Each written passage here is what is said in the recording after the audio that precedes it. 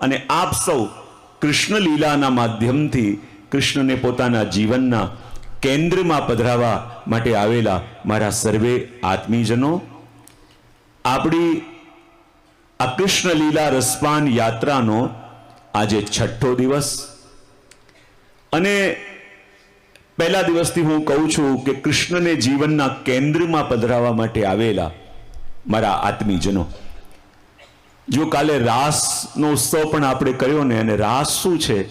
જીવનના સેન્ટરમાં કૃષ્ણને લઈ આવવા. અને જ્યારે જીવનના સેન્ટરમાં, જીવનના મધ્યમાં કૃષ્ણ આવે ત્યારે આપણો જીવન સાચા અર્થમાં ઉત્સવ બને. સેન્ટરમાં લાવવાની વાત હું એટલા માટે પણ કરું છું કે હું કાયમ મારા પ્રવચનમાં હું કાયમ કહેતો હોઉં છું કે 3 પ્રકારનું જીવન આપણે રોજ જીવતા હોઈએ છીએ. સૌથી એક, જ્યારે ઠાકોરજીના સાનિધ્યમાં, પ્રભુની સેવામાં હોઈએ ત્યારે આપણી વાણી, વર્તન અને વ્યવહાર, અને સેવાના રૂમમાંથી બહાર ઘરમાં આવીએ તો એ વાણી, વર્તન અને વ્યવહારમાં કેટલા % ફરક પડતો હોય છે? 100%. ઘણા, બહુ સરસ. અને એ જ વ્યક્તિ જ્યારે સેવાના રૂમમાંથી બહાર ઘરમાં આવે તો વાણી, વર્તન, વ્યવહારમાં ઘણો મોટો ફરક પડે. અને એ જ વ્યક્તિ જ્યારે ગામમાં જાય, તમારા વ્યવસાય કરવા જાઓ તો એ વાણી, વર્તન અને વ્યવહારમાં કેટલો ફરક પડી જાય છે. તો જીવનના કેન્દ્રમાં પ્રભુને લાવવા એટલે શું? 3 પ્રકારનું જીવન આપણે જીવતા હોઈએ. ઠાકોરજી સામે કંઈક ઓર, બહાર નીકળીએ પરિવાર સામે કંઈક ઓર, અને સમાજ સામે જઈએ ત્યારે કંઈક ઓર. તો કૃષ્ણને જીવનમાં લાવવા એટલે શું? આધ્યાત્મિક જગતની યાત્રા એટલે શું? જ્યારે પ્રભુના સાનિધ્યમાં આપણે હોઈએ અને જેવી વાણી, વર્તન અને વ્યવહાર હોય, જ્યારે જગત પાસે જઈએ તો એ વાણી, વર્તન, વ્યવહારમાં કોઈ ફરક ન પડે ત્યારે માનવાનું કે આ પુષ્ટિ જીવન આપણે જીવી રહ્યા છીએ. હા, જુઓ, જીવનમાં પ્રભુ જોઈ રહ્યા છે એ વાત આપણા માટે ઘણીવાર હૂંફ પણ હોય છે ને ઘણીવાર ભય પણ હોય છે કે નહીં? હા કે ના તો બોલો.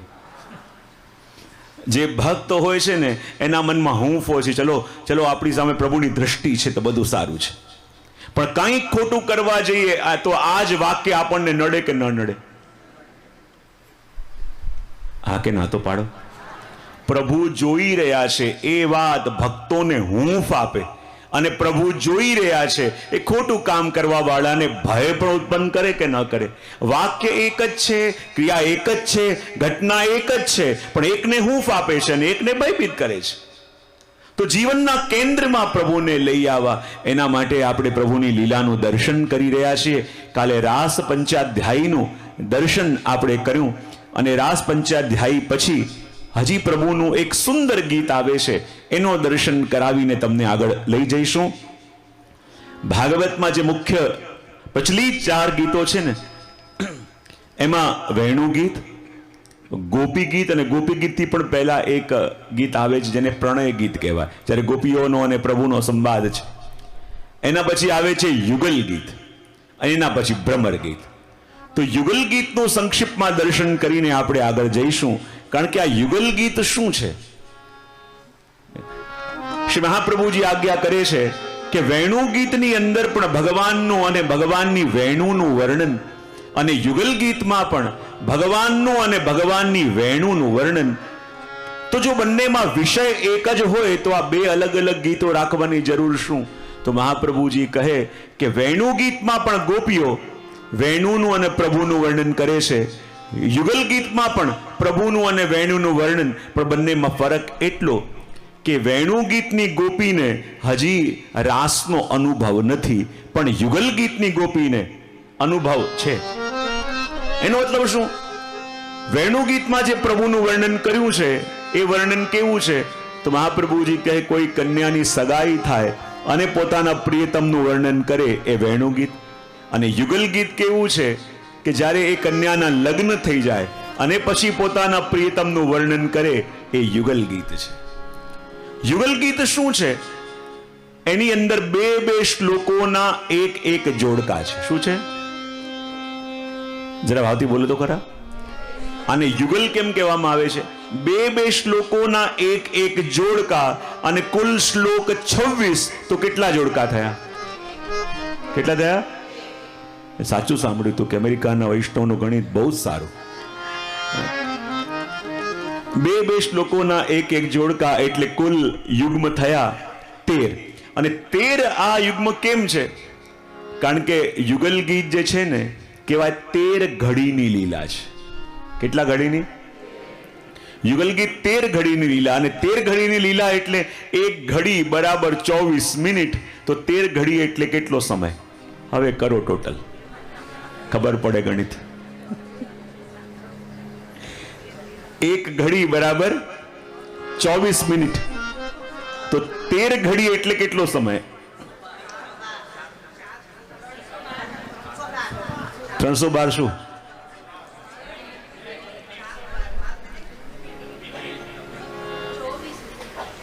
24 મિનિટ. એક ઘડી બરાબર 24 મિનિટ. તો 13 ઘડી બરાબર કેટલો સમય?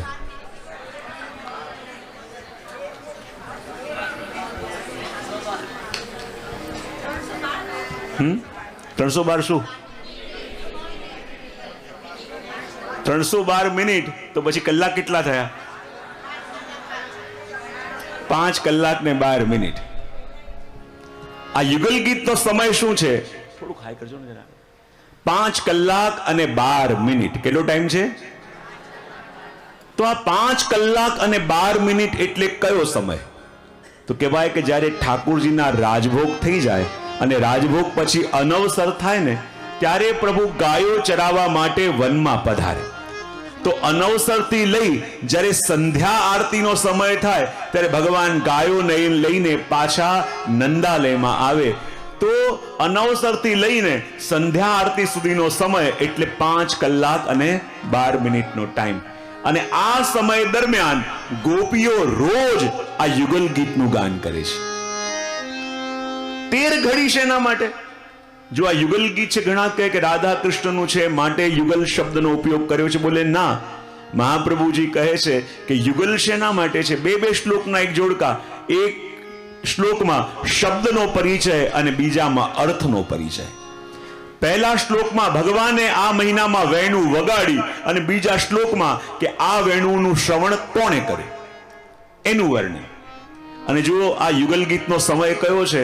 તો કહે કે જ્યારે ભગવાન ગાયો ચરાવવા માટે વનમાં પધારે અને ગોપીઓને એટલો તાપ થાય કે ભગવાન અમને મૂકીને શાના માટે ગાયો ચરાવવા માટે જતા હશે? અને આ તો ગોપી છે. અને ગોપી કોને કહેવાય? કે જે ગોપનશીલા છે. અને ગોપી કોને કહેવાય? કે જે પ્રભુના પ્રેમને કહી પણ શકતી નથી અને પોતે સહી પણ શકતી નથી. અને જ્યાં એવી રીતે ગોપીની દશા છે કે જ્યારે ભગવાન ચાલ્યા ગયા એ વેદનાને સહન કરી શકતી નથી. અને કોને કે એકલા ગોપીઓ રડતી હોય. અને એક દિવસ ગોપીઓ વિચાર્યું કે જ્યારે પ્રભુ મને મૂકીને જાય છે ને જેવી પીડા મને થાય છે એવી જ પીડા બીજી ગોપીઓને પણ થાય છે. તો આપણે એકલા તડપીએ, એકલા રડીએ એના કરતા બધી સખીઓ સાથે મળીને પ્રભુના ગુણગાન કેમ કરીએ? જો પહેલા એકલા તમે દુખી હો ને તો દુઃખ તમને પહાડ જેવું લાગતું હોય, પણ તમારા જેવાને જેવા બીજા 8-10 દુખી મળી જાય તો દુઃખ હળવું થાય કે ન થાય? હા કે ના તો પાડો. પહેલા તમે એકલા દુખી હતા ને, નથી મળતું. આ પંખો કે મોનિટર ઊંચો કરો, નથી આવડતો. મોનિટર હાઈ કરો, મોનિટર. બોલીએ કૃષ્ણ કનૈયા. તો આપણી ચર્ચા કરતા હતા કે જેવી રીતે ભડકો પડે છે. બોલીએ કૃષ્ણ કનૈયા. પંખો સકાવે છે. બોલીએ કૃષ્ણ કનૈયા લાલ કી જય.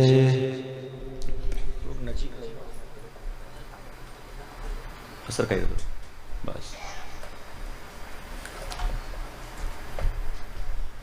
ભાગવત ભગવાન આ મારી તરફ બસ. શ્રી કૃષ્ણ કનૈયા લાલ કી જય.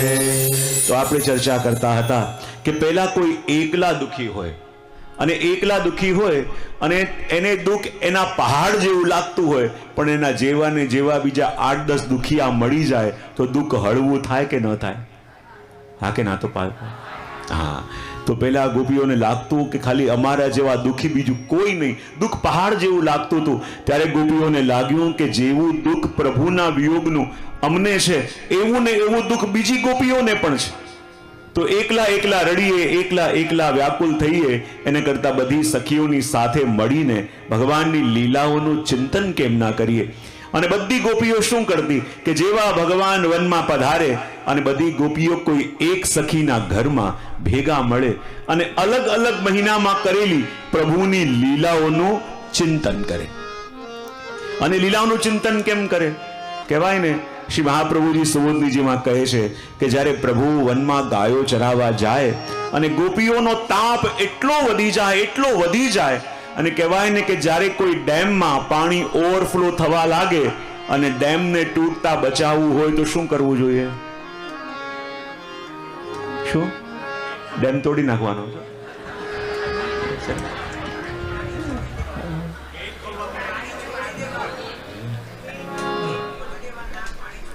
ગામમાં જવા દેવાનું પાણી. જ્યારે ડેમમાં બહુ પાણીનું લેવલ વધી જાય તો શું કરે? નહેર બનાવેલી હોય, કેનાલ બનાવેલી હોય, એના દ્વારા પાણીને ડાયવર્ટ કરી દે જેથી લેવલ કંટ્રોલમાં થાય. તો એવી રીતે મહાપ્રભુજી કહે છે કે જ્યારે ગોપીઓનું અંતઃકરણ પ્રભુના વિયોગમાં એટલું તડપવા લાગ્યું કે એમને વિચાર કર્યો કે જો એમના વિરહનો ડેમ તૂટશે તો આખું વ્રજ એમના આંસુઓમાં વહી જશે.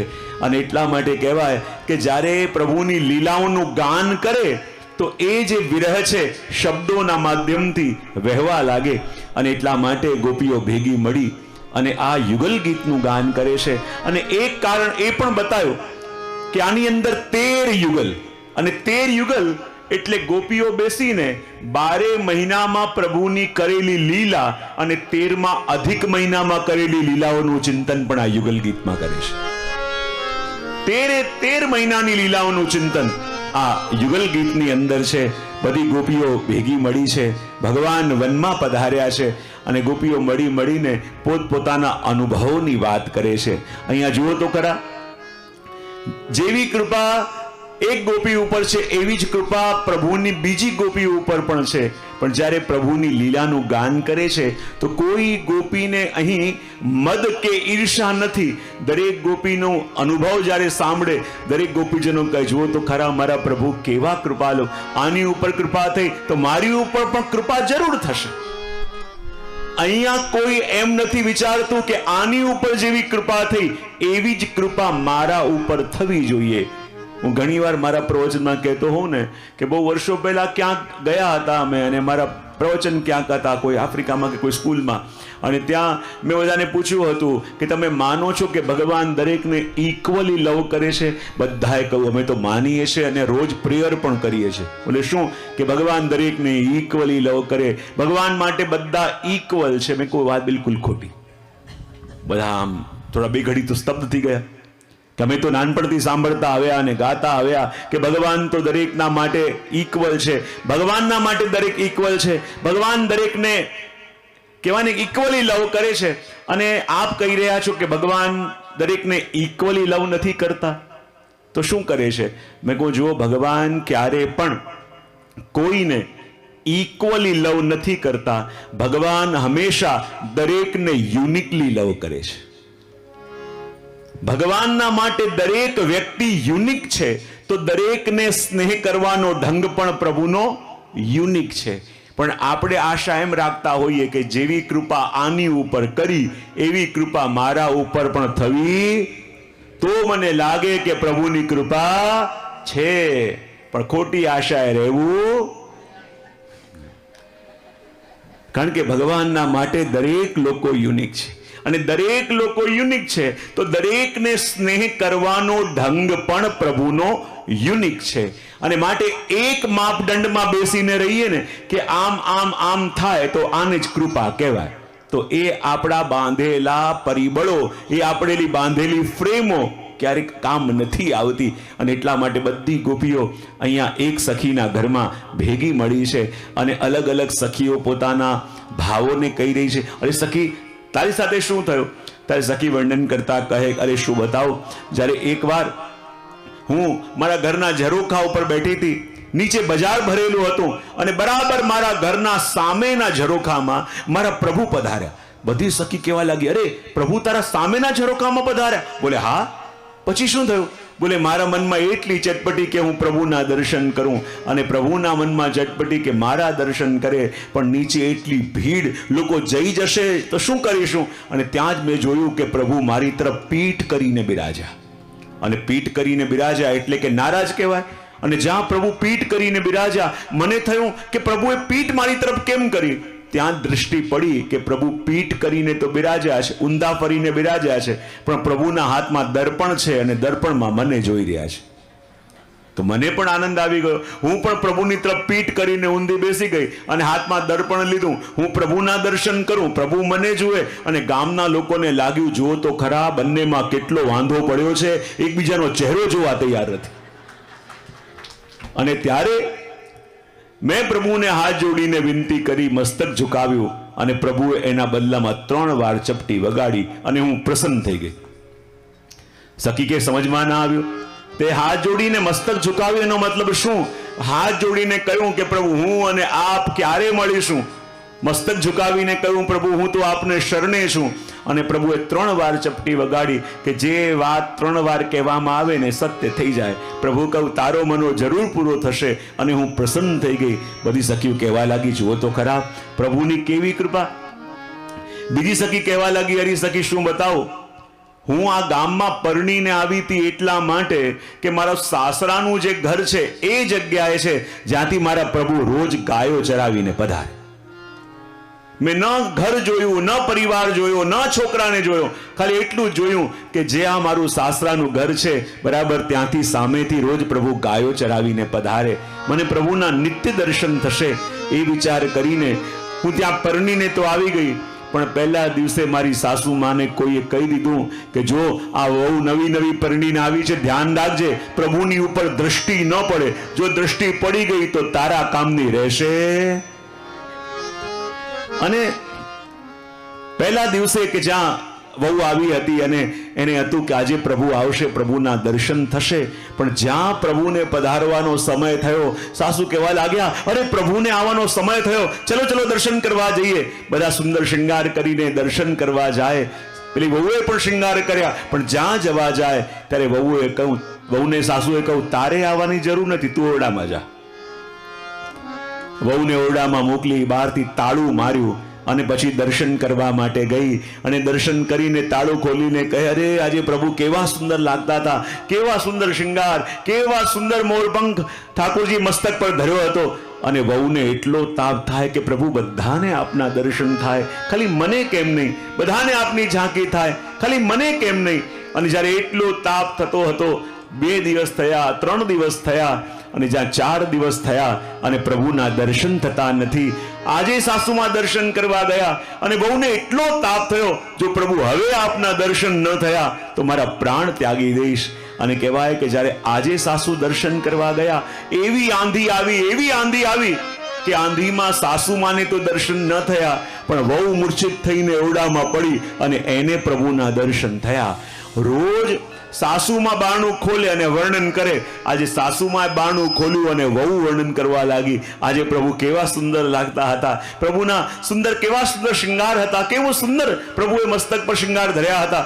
સાસુમાને લાગ્યું દર્શન કરવા હું ગઈ અને વર્ણન ના કરે છે. જરૂર આ ઓરડામાં ક્યાંક કોઈ તિરાડ હશે જેમાંથી પ્રભુના દર્શન કરતી હશે. અને મારા સખીઓએ મને ચેતવી હતી, ધ્યાન રાખજે પ્રભુ પર દ્રષ્ટિ ન પડે, વરના તારા કામની રહેશે નહીં. હવે કરું શું? બીજો દિવસ પણ થયો, સાસુમાને દર્શન ન થાય અને વહુ રોજ વર્ણન કરે. અને ત્યારે એને લાગ્યું કે જરૂર કંઈક ગડબડ તો લાગે છે, કંઈક દિક્કત લાગે છે. અને આજે જ્યારે સાસુમાં પ્રભુના દર્શન કરવા ગયા ત્યારે વહુએ કહ્યું કે હા ભૈયા, મારે ઓરડામાં જવાનો ટાઈમ થઈ ગયો. ત્યારે સાસુમાં કે તારે આજે ઓરડામાં નથી જવાનું, મારી ભેગા આવવાનું છે. વહુને લાગ્યું કે મારા ભાગ્ય ખુલી ગયા કે શું. મારા ભાગ્યની ઉપર આવી કૃપા શું થઈ કે મને ભેગા લઈ જવાની વાત કરે છે. અને જ્યારે સાસુમાં વહુને ભેગા લઈને ગયા અને જ્યાં સામેથી પ્રભુને આવવાનો સમય થયો અને જ્યાં પ્રભુ વેણુનાદ વગાડતા વગાડતા પધારી રહ્યા છે અને પેલી વહુને લાગ્યું કે ચલો આટલા દિવસ પછી આજે મને પ્રભુના દર્શન થશે, આ નયનો ધન્ય થશે. અને જ્યાં પ્રભુ પાસે આવ્યા ત્યારે સાસુએ કહ્યું, એવું કર, હવે તું મારી તરફ ચહેરો કરી અને પ્રભુ તરફ પીઠ કરીને ઊભી થઈ જા, જેથી મને તો પ્રભુના દર્શન થાય, તને ન થાય અને તારા ઉપર ધ્યાન પણ મારું રહે. અને જ્યાં પાછળથી પ્રભુ આવ્યા અને સાસુમાએ વહુને પ્રભુની તરફ પીઠ કરી અને પોતાની સામે ઊભા કરી દીધા. હવે પ્રભુ પણ ચાલતા ચાલતા આવે, બોલે આ ગોપી કોણ છે જે મારી તરફ પીઠ કરીને ઊભી છે?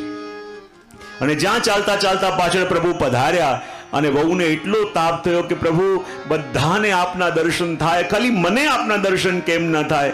પ્રભુ બધા આપના દર્શન કરી શકે તો મેં કયો અપરાધ કર્યો છે કે મને આપના દર્શન ન થાય? અને એટલો તાપ પેલી વહુને થયો. અને ત્યાં જ પાછળથી જેવા પ્રભુ પધાર્યા અને જ્યાં વહુની દૃષ્ટિ સાસુમાના નેત્રોમાં ગઈ અને નેત્રોમાં પ્રભુના દર્શન થયા અને વહુ કહેવા લાગી, સાસુમા, સ્વપ્નમાં તો પ્રભુના દર્શન અનેક વાર કર્યા, પણ જેવા દર્શન આપના નેત્રોમાં થાય છે એવા દર્શન આજથી પહેલા ક્યારે નતા કર્યા. અને સાસુ ડરી ગયા કે મારા નેત્રોમાં પ્રભુને જુએ છે અને ડરના મારે સાસુમાએ નેત્ર બંધ કર્યા. અને જ્યાં નેત્ર બંધ કર્યા અને સાસુએ પેલી વહુએ ફરીને ઠાકોરજીના દર્શન કર્યા અને જ્યાં પ્રભુના દર્શન કર્યા અને જે બીક હતી એ જ થઈ ગઈ. અને સખી કે જો પ્રભુ કેવી કૃપા કરે છે, ત્યારે બીજી સખીને પૂછું કે તને શું અનુભવ થયો? બોલે ચૈત્ર મહિનામાં મેં તો પ્રભુને દર્શન કર્યા. ચૈત્રથી લઈને આ 12 મહિનાનું વર્ણન અને અધિક મહિનાનું વર્ણન પણ યુગલ ગીતની અંદર છે. બોલે ચૈત્ર મહિનામાં તે દર્શન કર્યા. બોલે દર્શન કેવા કર્યા, શું કર્યા? અને સખી વર્ણન કરતા કહે છે, વામ બાહુ કૃત વામ કપૂરો વલ્ગીત ભ્રૂ અધરાર્પિત વેણું કોમલાંગુલિ આશ્રિત માર્ગ ગોપ્ય ઈરયતિ યત્ર મુકુંદ ગોપ્ય ઈરયતિ યત્ર મુકુંદ અતિરે આનંદ ભર્યા આવો મારે અંગે શ્યામ સુંદર વર બેઠા છો સંગે મુખડું જોયા વિના પાણી નવ પીવું રે રસિક સુંદર વર જોઈ જોઈ જીવું રે. તે પ્રભુના કયા દર્શન કર્યા? બોલે ચૈત્ર મહિનો હતો અને ચૈત્ર મહિનામાં જ્યારે હું વૃંદાવનમાં જતી હતી અને વૃંદાવનમાં દર્શન કર્યા કે પ્રભુ ઊભા ઊભા વેણુનાદ કરી રહ્યા છે અને પ્રભુ વેણુનાદ કરી રહ્યા છે, પણ કઈ રીતે? ત્યારે વર્ણન કરતા સખી કહે, વામ બાહુ કૃત વામ કપોલો વલ્ગિત ભ્રુહુ અધરાર્પિત વેણુ. બોલે વૃંદાવનમાં ઊભા ઊભા ચૈત્ર મહિનામાં ભગવાન વેણુનાદ કરી રહ્યા છે. અને વેણુનાદ કેવી રીતે? વામ બાહુ કૃત વામ કપોલો, પોતાના ગાલને ડાબા ખભા ઉપર ઝુકાવીને વેણુ વગાડે છે. ત્યારે સખી કે એક વાત સમજમાં ના આવી, ક્યારેક ભગવાન વેણુનાદ કરતા કરતા દૃષ્ટિ સીધી રાખીને વગાડે, ક્યારેક વેણુનાદ કરતા કરતા પ્રભુ નીચે જોઈને વેણુનાદ કરે, ક્યારે વેણુનાદ કરતા કરતા દૃષ્ટિ ઉપર, ક્યારેક જમણા ગાલને જમણા ખભા ઉપર ઝુકાવીને વેણુનાદ કરે, ક્યારેક ડાબા ગાલને ડાબા ખભા ઉપર. આવું કેમ? ત્યારે સખી કહે છે, તું આ વાતને જાણે છે? બોલે શું? તો કહે, જ્યારે ભગવાન વેણુનાદ કરતા કરતા દ્રષ્ટિ સીધી રાખે એનો મતલબ આખી દુનિયાને મોહિત કરવા વેણુ વગાડી રહ્યા છે. જ્યારે ભગવાન વેણુનાદ કરતા કરતા દ્રષ્ટિ ઉપર કરે ત્યારે માનવાનું કે દેવતાઓને મોહિત કરવા વેણુ વગાડે છે. જ્યારે વેણુનાદ કરતા કરતા દ્રષ્ટિ નીચે કરે તો માનવાનું પાતાળ લોકના જીવોને મોહિત કરવા વેણુ વગાડે છે. જ્યારે વેણુનાદ કરતા કરતા પ્રભુ જમણા ગાલને જમણા ખભા ઉપર ઝુકાવીને વેણુ વગાડે. માનવાનું આખા દુનિયાના પુરુષોને મોહિત કરવા માંગે છે. પણ ચૈત્ર મહિનામાં જ્યારે ભગવાને વેણુનાદ કર્યો, ડાબા ગાલ ને ડાબા ખભા ઉપર ઝુકાવીને વેણુનાદ કર્યો. અને આવી રીતે વેણુનાદ ક્યારે કરે? જ્યારે આખી દુનિયાની સ્ત્રીઓને મોહિત કરવા માટે પ્રભુ વેણુનાદ કરતા હોય. અને જ્યારે ભગવાન ડાબા ગાલને ડાબા ખભા ઉપર ઝુકાવીને વેણુ વગાડે છે અને કહેવાય એ જ વખતે સામે શ્રી રાધાજી પધાર્યા. કોણ પધાર્યા? અને જ્યાં રાધાજી જોયું, કહેવા લાગ્યા, શ્યામ સુંદર, આપ તો મને કહો છો કે આપ મારા માટે વેણુ વગાડો છો, પણ હમણાં મેં જોયું કે ડાબા ગાલને ડાબા ખભા ઉપર ઝુકાવીને વગાડો. એનો મતલબ દુનિયાની બધી સ્ત્રીઓ ઉપર મોહિત કરવા માટે વગાડો છો. તો આપ મને કેમ કહો છો કે ખાલી મારા માટે વગાડો છો? પ્રભુને પણ લાગ્યું, શું કરીએ, રંગે હાથો પકડાઈ ગયા. અને પ્રભુ કહે છે, અરે રાધાજી, હું તો હમણાં પણ કહું છું કે હું જ્યારે વેણુ વગાડું છું આપના માટે વગાડું છું. બતાવ, આપ મારા અર્ધાંગની રૂપે છો કે નહીં? રાધાજી કે આ છું. જો આપ મારા અર્ધા અંગ રૂપે હો તો પછી મારા શ્રીઅંગમાં આપનું અંગ કયું કહેવાય? રાધાજી કે ડાબું. તો બતાવો, મારું મસ્તક ક્યાં ઝૂકેલું છે? બોલે ડાબા ખભા ઉપર. એનો મતલબ જાણો છો? બોલે શું થાય? એનો મતલબ એમ થાય કે હું આખી દુનિયાને કહી રહ્યો છું કે ભલે આખી દુનિયાના લોકો મારી સામે પોતાનું મસ્તક ઝુકાવે, પણ મારું મસ્તક ઝુકે તો મારા રાધાજીની સામે ઝુકે છે. અને ઉપરથી કહે કે જો હું મસ્તક ઉપર જે મોર પંખ ધરું છું, જાણો છો એ શું છે? બોલે કેટલાક ગ્રંથોમાં રાધાજીના નેત્રોને મોર પંખની ઉપમા આપવામાં આવે.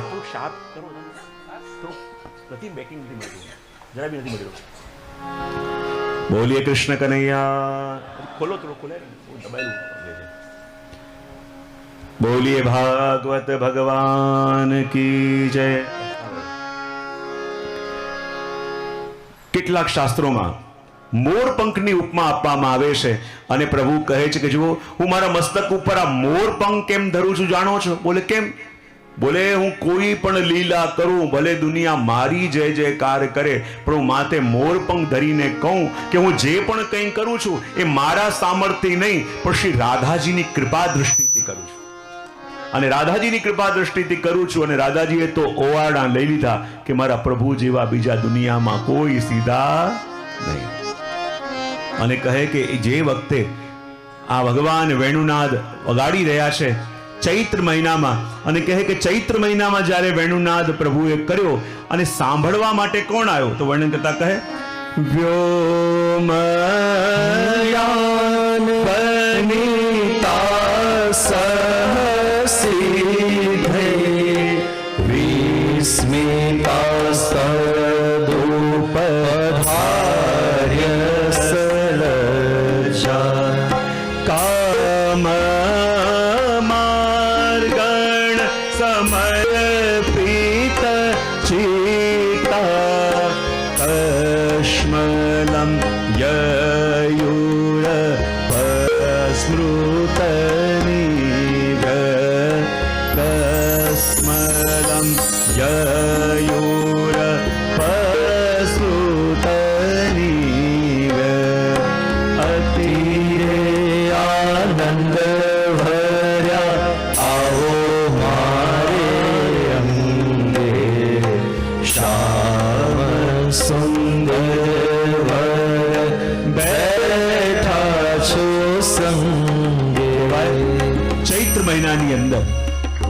જ્યારે ભગવાને આ વેણુનાદ કર્યો, અને આ વેણુનાદનું શ્રવણ કોણે કર્યું?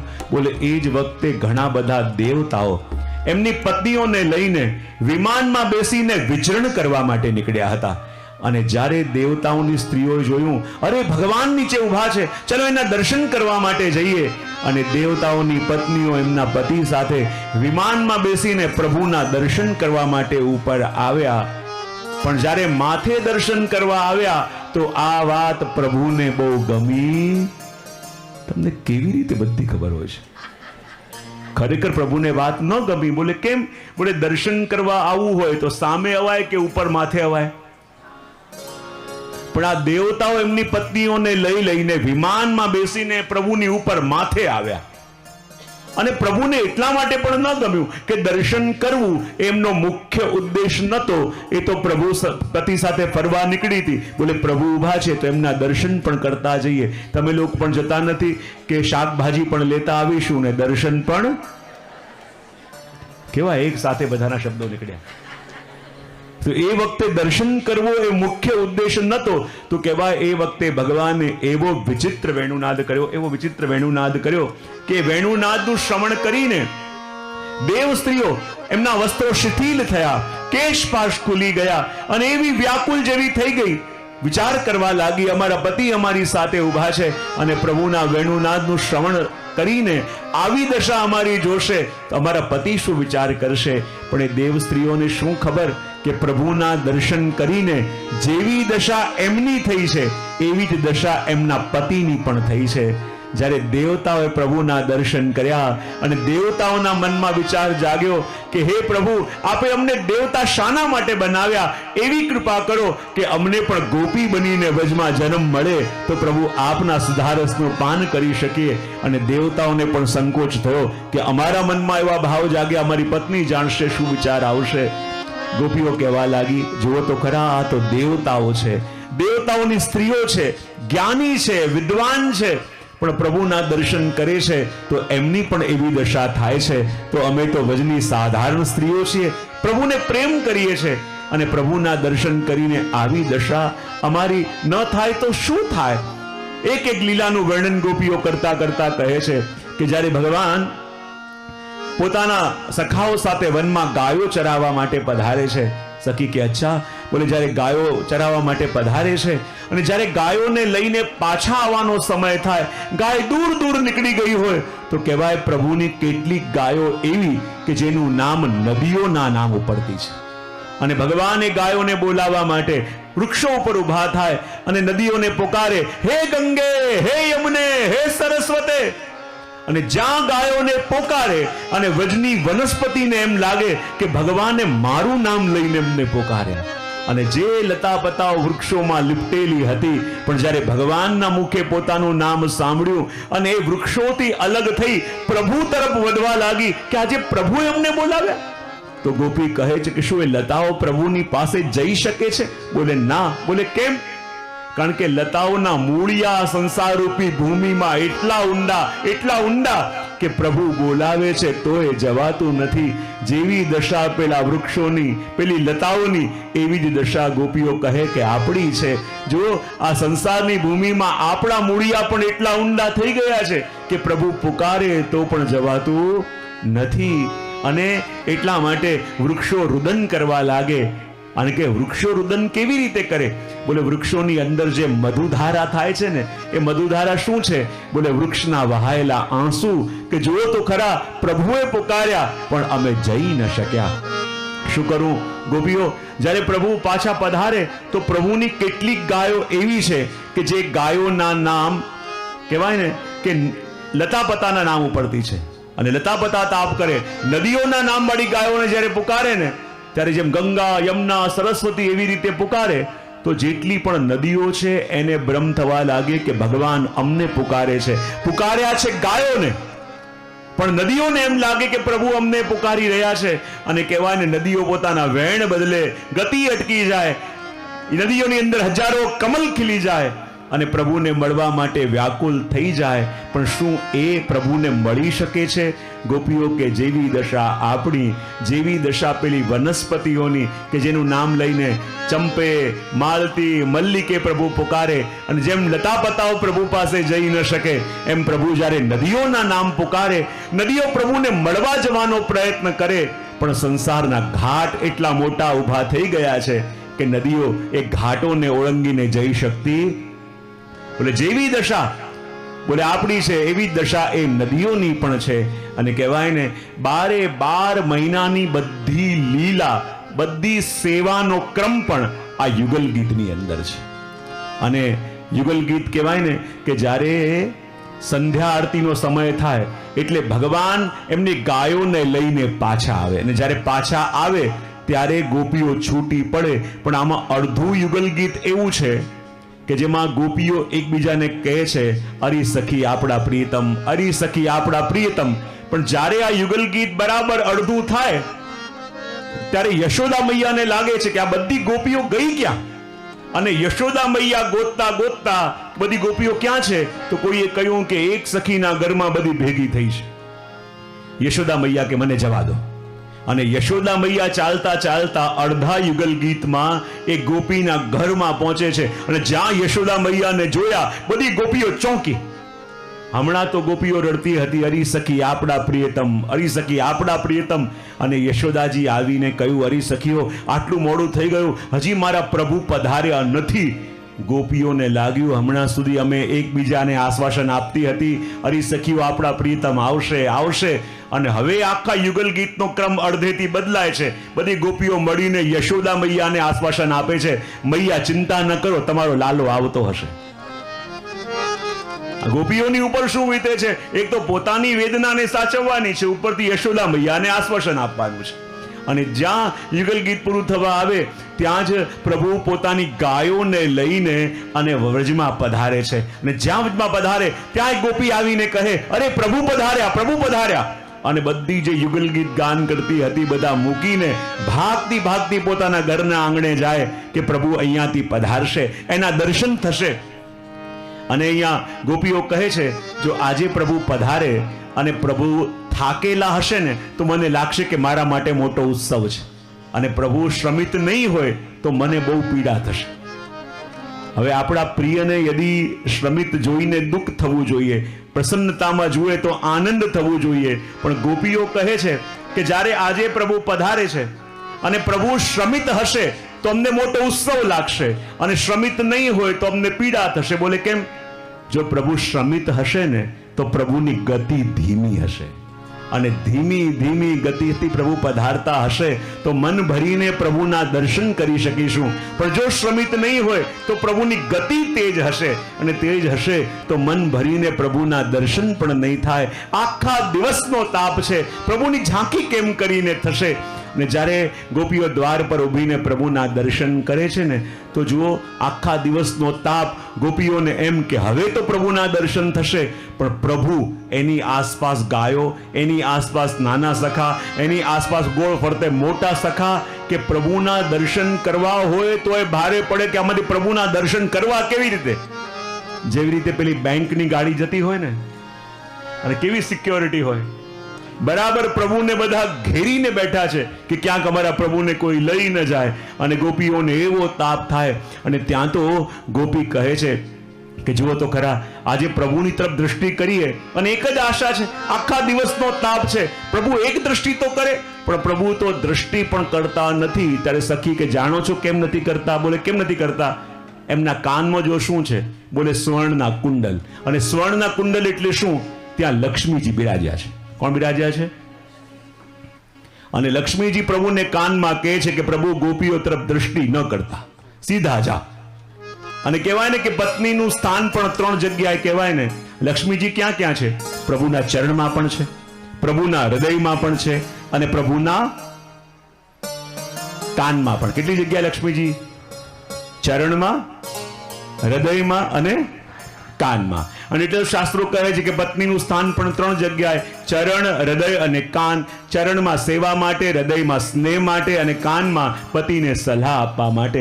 કારણ કે દરેક પત્નીને એવું લાગતું હોય એના પતિમાં અક્કલ વકલ તો છે નહીં, ગાય જેવો છે, બધા એને છેતરી જાય છે, તો સલાહ આપવા માટે તો 3 જગ્યાએ સ્થાન માનવામાં આવ્યું. અને અહીંયા લક્ષ્મીજી પણ ચરણમાં છે, હૃદયમાં છે અને કાનમાં છે. અને એટલે ગોપીઓ કહે કે જો આ પ્રભુ અમારી તરફ દ્રષ્ટિ પણ કરવા જાય ને તો એ લક્ષ્મીજી કાનમાં બિરાજીને પ્રભુને ના પાડી દે છે, અને એના દર્શનથી અમે વંચિત રહી જઈએ છીએ. અને પ્રભુ ચાલતા ચાલતા પોતાના ઘરે પધારે. અને જો આ યુગલ ગીત ગોપીઓ રોજ ગાય છે. રોજ પ્રભુ ગૌચારણ કરવા માટે પધારે, રોજ ગૌચારણ કરવા માટે પધારે, અને રોજ ગોપીઓ આ યુગલ ગીતનું ગાન કરે છે. તો આ યુગલ ગીતને અહીં જ સંક્ષિપ્તમાં આપણે સમજીને આપણી યાત્રાને આગળ વધારીશું. ધીમે ધીમે સમય વ્યતીત થવા લાગ્યો, અને હવે ભગવાન 11 વર્ષ અને 52 દિવસના થવા આવ્યા. ને જ્યારે ભગવાન 11 વર્ષ અને 52 દિવસના થવા આવ્યા અને ત્યારે નારદજીને લાગ્યું કે હવે પ્રભુને વ્રજ છોડીને અને મથુરા પધારવાની ઘડી આવી ગઈ છે. બહુ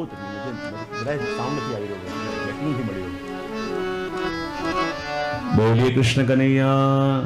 વધારો ને પાસે લઈ આવો. બોલીએ કૃષ્ણ કનૈયા. બસ શ્રી ભાગવત ભગવાન કી જય.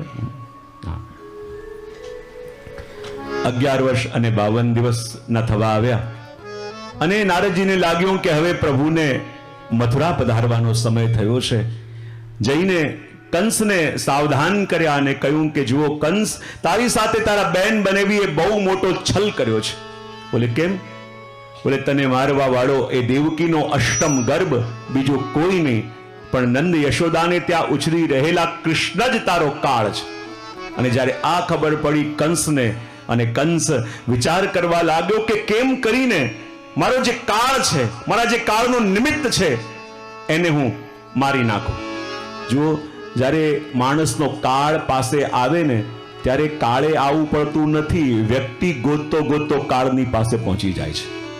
અને જ્યારે ખબર પડી કે મને મારવા વાળો એ દેવકીજીનો અષ્ટમ ગર્ભ બીજો કોઈ નહીં પણ સ્વયં કૃષ્ણ છે, વિચાર કરવા લાગ્યા કે હવે હું શું કરું?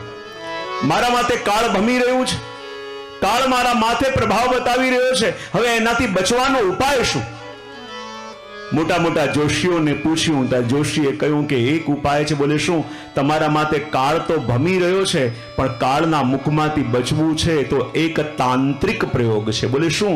તમારે એક ધનુર્યજ્ઞનું આયોજન કરવું પડશે અને જો એ ધનુર્યજ્ઞ સફળ થયું તો તમારા શત્રુ મરશે અને જો ધનુર્યજ્ઞ સફળ ન થયું તો કંસ તમને કોઈ બચાવી નહીં શકે. અને ત્યારે કંસે વિચાર કર્યો કે હું ધનુર્યજ્ઞનું આયોજન કરું છું, એ આયોજનની અંદર બધાને બોલાવીશ અને એ જ આયોજનમાં ભાગ લેવા માટે હું કૃષ્ણ બલરામને પણ બોલાવીશ અને એકવાર અહીંયા આવી ગયા એમને જીવતા પાછા જવા નહીં દઉં. મારી પાસે મુષ્ટિક ચાણૂર છે, શલતોષલ છે, એવા મોટા મોટા યોદ્ધાઓ છે જે યજ્ઞની રક્ષા કરશે, કુલિયાપીડ જેવો હાથી છે. પણ વિચાર કર્યો કે આયોજન કરું તો ખરા પણ કૃષ્ણને મથુરામાં લાવવા માટે હું મોકલું કોને? એવો કોણ છે કે જેની સાથે કૃષ્ણ આવી શકે અને એવો કોણ છે કે જે કૃષ્ણને પધરાવીને લાવી શકે? ત્યારે કંસે વિચાર કર્યો કે જે ક્રૂર છે એની સાથે કૃષ્ણ ન આવે, કૃષ્ણ તો એની જ સાથે આવે કે જે અક્રૂર છે. અક્રૂરજીને બોલાવ્યા અને કંસે કહ્યું, જો અક્રૂરજી, અમારી એવી ઈચ્છા થઈ છે કે અહીં ધનુર્યજ્ઞનું આયોજન કરવાનું છે અને મારી એવી ઈચ્છા છે કે યજ્ઞમાં દર્શન કરવા માટે મારે કૃષ્ણ બલરામને પણ આમંત્રિત કરવા છે. તેવું કરો, તમે બ્રિજમાં જાઓ અને બ્રિજમાં જઈને કૃષ્ણને પધરાવીને અહીંયા લાવો. અને જ્યારે કંસે એટલી વાત કહી કે કૃષ્ણને પધરાવીને લાવો, અક્રૂરજીને બીજું બધું સંભળાવવાનું બંધ થયું. એક જ વાત ગુંજવા લાગી કે કૃષ્ણને પધરાવીને લાવો, કૃષ્ણને પધરાવીને લાવો. અક્રૂરજી વિચાર કરવા લાગ્યા કે મારા કયા જન્મના પુણ્યનો ઉદય થયો? અરે આ જન્મે એવા કોઈ કર્મ કર્યા હોય મને યાદ નથી. મનોમન આજે કંસને પણ વંદન કર્યા કે કંસ તો કોઈ પણ ભાવે મને બ્રજમાં મોકલે છે પણ આજે તું મારા માટે પણ ભગવદી છે કે જે મને કૃષ્ણને મળવા મોકલે છે, કૃષ્ણને પધરાવવા માટે મોકલે છે. અક્રૂરજી રાતે સૂતા રહ્યા, વિચાર કરતા રહ્યા કે આ જન્મમાં તો એવા કોઈ પુણ્ય કર્યા હોય મને ધ્યાનમાં નથી. આ કયા પુણ્યનો પરિણામ છે કે મારે આજ આંખોથી પ્રભુને મળવાનો અવસર આવશે, પ્રભુના દર્શન કરવાનો અવસર આવશે. આખી રાત સૂઈ ન શક્યા. જવારે સવારે રથ લઈને અને રથમાં બેસીને ધીમે ધીમે એમનો રથ જ્યારે વ્રજ તરફ જાય છે, મનમાં ને મનમાં કલ્પના કરે છે, અરે પ્રભુની પાસે હું જ્યારે જઈશ પ્રભુ મને ઓળખશે તો ખરા ને? ક્યાંક મને મથુરાથી આવેલો માની એમનો શત્રુ તો નહીં માની લે? ત્યારે આંખો એમની ભરાઈ આવે કે ના પ્રભુ, કંઈ પણ કરજો, મને આપનો શત્રુ ન માનશો. બે ઘડી વિચાર કરે, જ્યારે પ્રભુની પાસે જઈશ તો પ્રભુ મને શું કહીને બોલાવશે? બોલે હું એમના પિતાની ઉંમરનો છું, શું મને કાકા કહેશે? અને જો મને કાકા કહેશે અને પ્રભુના મુખે હું મારા માટે કાકા શબ્દ સાંભળીશ તો જે આનંદ મને થશે, શું એ આનંદ હું જીરવી શકીશ? વિચાર કરતા કરતા સવારના નીકળ્યા છે અને સાયંકાલ થવા આવ્યો અને અક્રૂરજીનો રથ વ્રજમાં પ્રવેશ કરે છે. અને જ્યાં વ્રજમાં પ્રવેશ કર્યો ત્યાં જ રજની અંદર પ્રભુના અને વ્રજભક્તોના ચરણારવિંદ દેખાયા. માનો પ્રભુ કહી રહ્યા હો કે કાકા, આપ કંસના મલિન રાજ્યમાંથી આવી રહ્યા છો અને મારા પ્રેમની નગરીમાં પ્રવેશ કરવો હોય તો પહેલા મારા વ્રજભક્તોના ચરણોની રજમાં લોટવું પડશે. અને અક્રૂરજી કૂદી પડ્યા, રજમાં લોટવા લાગ્યા. રજ લઈને ક્યારેક માથે પધરાવે, ક્યારેક આંખોમાં પધરાવે કે હે પ્રભુ, મને એવો શુદ્ધ કરી દો કે હું આજ આંખોથી પ્રભુના દર્શન કરી શકું. કોઈને પૂછ્યું કે પ્રભુ ક્યાં હશે? કોઈ સખાએ કહ્યું કે હમણાં જ ભગવાન ગૌશાળામાં પધાર્યા છે. સાયંકાલ થયો છે અને જ્યારે અક્રૂરજી ગૌશાળામાં પધાર્યા, શું જોયું કે પ્રભુ ગાય દોવા માટે બિરાજ્યા છે. મૈયાએ નાનકડી દોહની આપી દીધી છે અને જ્યાં પ્રભુ ગાય દોવા બેઠા છે પણ પ્રભુને ભૂખ લાગી છે અને દોહનીમાં દોવાની જગ્યાએ પ્રભુ પોતાના મુખમાં ગાયને દોઈ રહ્યા છે. અને એ દૂધની પિચકારી પ્રભુના મુખમાં જઈને જ્યારે વહેતી વહેતી જઈ રહી છે અને જ્યારે આ દર્શન કર્યા, અક્રૂરજીની આંખો ભરાઈ આવી કે બસ પ્રભુ, આ દર્શન કર્યા પછી સદાના માટે મારા નેત્ર બંધ થઈ જાય. પ્રભુ, મને કોઈ દુઃખ નથી. અરે પ્રભુ, હમણાં સુધી આ નેત્રોનો ખાલી બોજ મેં ઉપાડ્યો છે, પણ આ નેત્રોને આજે આપના દર્શન થયા ને પ્રભુ, આ નેત્ર ધન્ય થયા. આ નેત્ર ધારણ કર્યાનું ફળ મને આજે મળ્યું કે પ્રભુ આપના દર્શન કર્યા. અને જ્યાં પ્રભુની દ્રષ્ટિ અક્રૂરજી પર પડી, પ્રભુ કહે કાકા તમે આવી ગયા. અને જ્યાં પોતાના માટે કાકા શબ્દ સાંભળ્યો, અક્રૂરજી ભાગતા ભાગતા આવ્યા અને આવીને ઠાકોરજીના ચરણોમાં પડી ગયા. પ્રભુએ ઊભા કર્યા અને પોતાના હૃદયથી લગાવ્યા. અને જ્યાં હૃદયથી લગાવ્યા, અક્રૂરજીએ એવા કસીને પ્રભુને પકડી લીધા. પ્રભુ, આપનાથી દૂર જઈને કેટલા જન્મો સુધી ભટકતો રહ્યો, કેટલા જન્મો સુધી ભટક્યો, પણ આજે જઈને પ્રભુ પાછો મારો બ્રહ્મ સાથે સંબંધ થયો છે, મારો બ્રહ્મ સંબંધ થયો છે. પ્રભુ કહે છે કાકા કેમ આવવાનું થયું? ત્યારે અક્રૂરજી કહે કૃપાનાથ, આપને મથુરા પધરાવવા માટે આવ્યો છું. અને જ્યારે આ શબ્દો સાંભળ્યા અને ભગવાને અક્રૂરજીના મુખ ઉપર હાથ મૂકી દીધો કે આપ મારી સામે આ બોલ્યા તો બોલ્યા છો, મારી મૈયા સામે આ ન બોલશો, પણ પ્રભુ આપે પધારવું તો પડશે. અને ત્યારે પ્રભુ ચોંક્યા અને પ્રભુ જાણી ગયા કે હવે સદા માટે મારી મૈયાને મૂકીને, સદા માટે મારા બાબા, સદા માટે મારી ગૈયા, મારી ગોપીઓને મૂકીને, સદા માટે વ્રજને છોડીને જવાનો સમય આવી ગયો છે. મૈયાને હું વાત કરીશ. અને જ્યારે પ્રભુને સમજમાં આવી ગયું કે હવે આ વ્રજલીલાને મારે અહીં મૂકીને હવે મથુરા જવાનો સમય આવ્યો છે, પણ મારી મૈયાને આ વાત કેમ કરીને કરું? મારો મૈયાનો સ્વભાવ હું જાણું છું.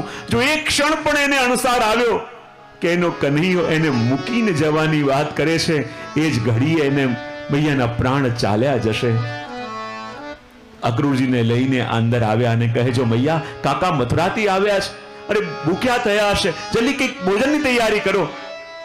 મૈયા ભોજનની તૈયારી કરવા લાગી અને ટગર ટગર પ્રભુ મૈયાને જોઈ રહ્યા છે અને જોઈને વિચાર કરે છે કે મૈયા, જેવો પ્રેમ તે મને કર્યો એવો પ્રેમ હવે આ દુનિયામાં મને કોણ આપશે? મૈયાની પાસે આવીને કહે કે મૈયા, મને તારા હાથનું જે પણ ભાવે છે શું આજે મારા માટે બનાવશે? મૈયા તો પ્રસન્ન થઈ ગઈ. અરે લાલા, હું તને રોજ કહું છું, તું કંઈ ખાતો જ નથી, આજે પોતે કહી રહ્યો છે કે મને જે ભાવે મારા માટે બનાવ. બોલે કનૈયા તું ઉભો રે, હમણાં તારા માટે બધી વસ્તુ બનાવું છું. મૈયા પ્રસન્ન થઈને જ્યાં રસોઈ બનાવી રહ્યા છે અને એવો હરખ, એવો આનંદ એમના મુખમાં છે, એ જોઈને પ્રભુની આંખો ભરાઈ આવી કે મૈયા, તારા પ્રેમનો ઋણ હું ચૂકવવા માટે કેટલા જન્મો લઉં તો પણ આ પ્રેમનો ઋણ ચૂકવી ન શકાય. જ્યારે પણ મૈયાને કહ્યું કે મૈયા માંગ, હું તને શું આપું, ત્યારે મૈયા એટલું જ કહેતી, બસ લાલા, તું સદા પ્રસન્ન રહે, તું સદા હસતો રહે, એનાથી વધીને કાંઈ નથી જોઈતું. અને ભગવાન કહે કે જે મારી પાસે પણ માંગે છે તો મારું જ સુખ માંગે છે, એને હું શું આપી શકું? એનું ઋણ કેવી રીતે ચૂકતે કરી શકું? જ્યારે બધા ભોજન કરવા માટે બેઠા, પ્રભુની પણ એક થાળી પધરાવવામાં આવી. પ્રભુ થાળી લઈને આવ્યા અને કહે મૈયા, હું જ્યારે નાનો હતો તારા ગોદમાં બેસાડીને તારા હાથે મને અરોગાવતી, શું આજે એવું ન કરે? મૈયાને વિચાર કરવા લાગી, કનૈયા તને આજે શું થઈ ગયું છે? હું તો તને રોજ કહું છું બેટા મારા હાથે ભોજન કર, મારા હાથે ભોજન કર, પણ તું જ કહે છે કે ના મૈયા હવે હું મોટો થઈ ગયો છું, મારા હાથે કરીશ.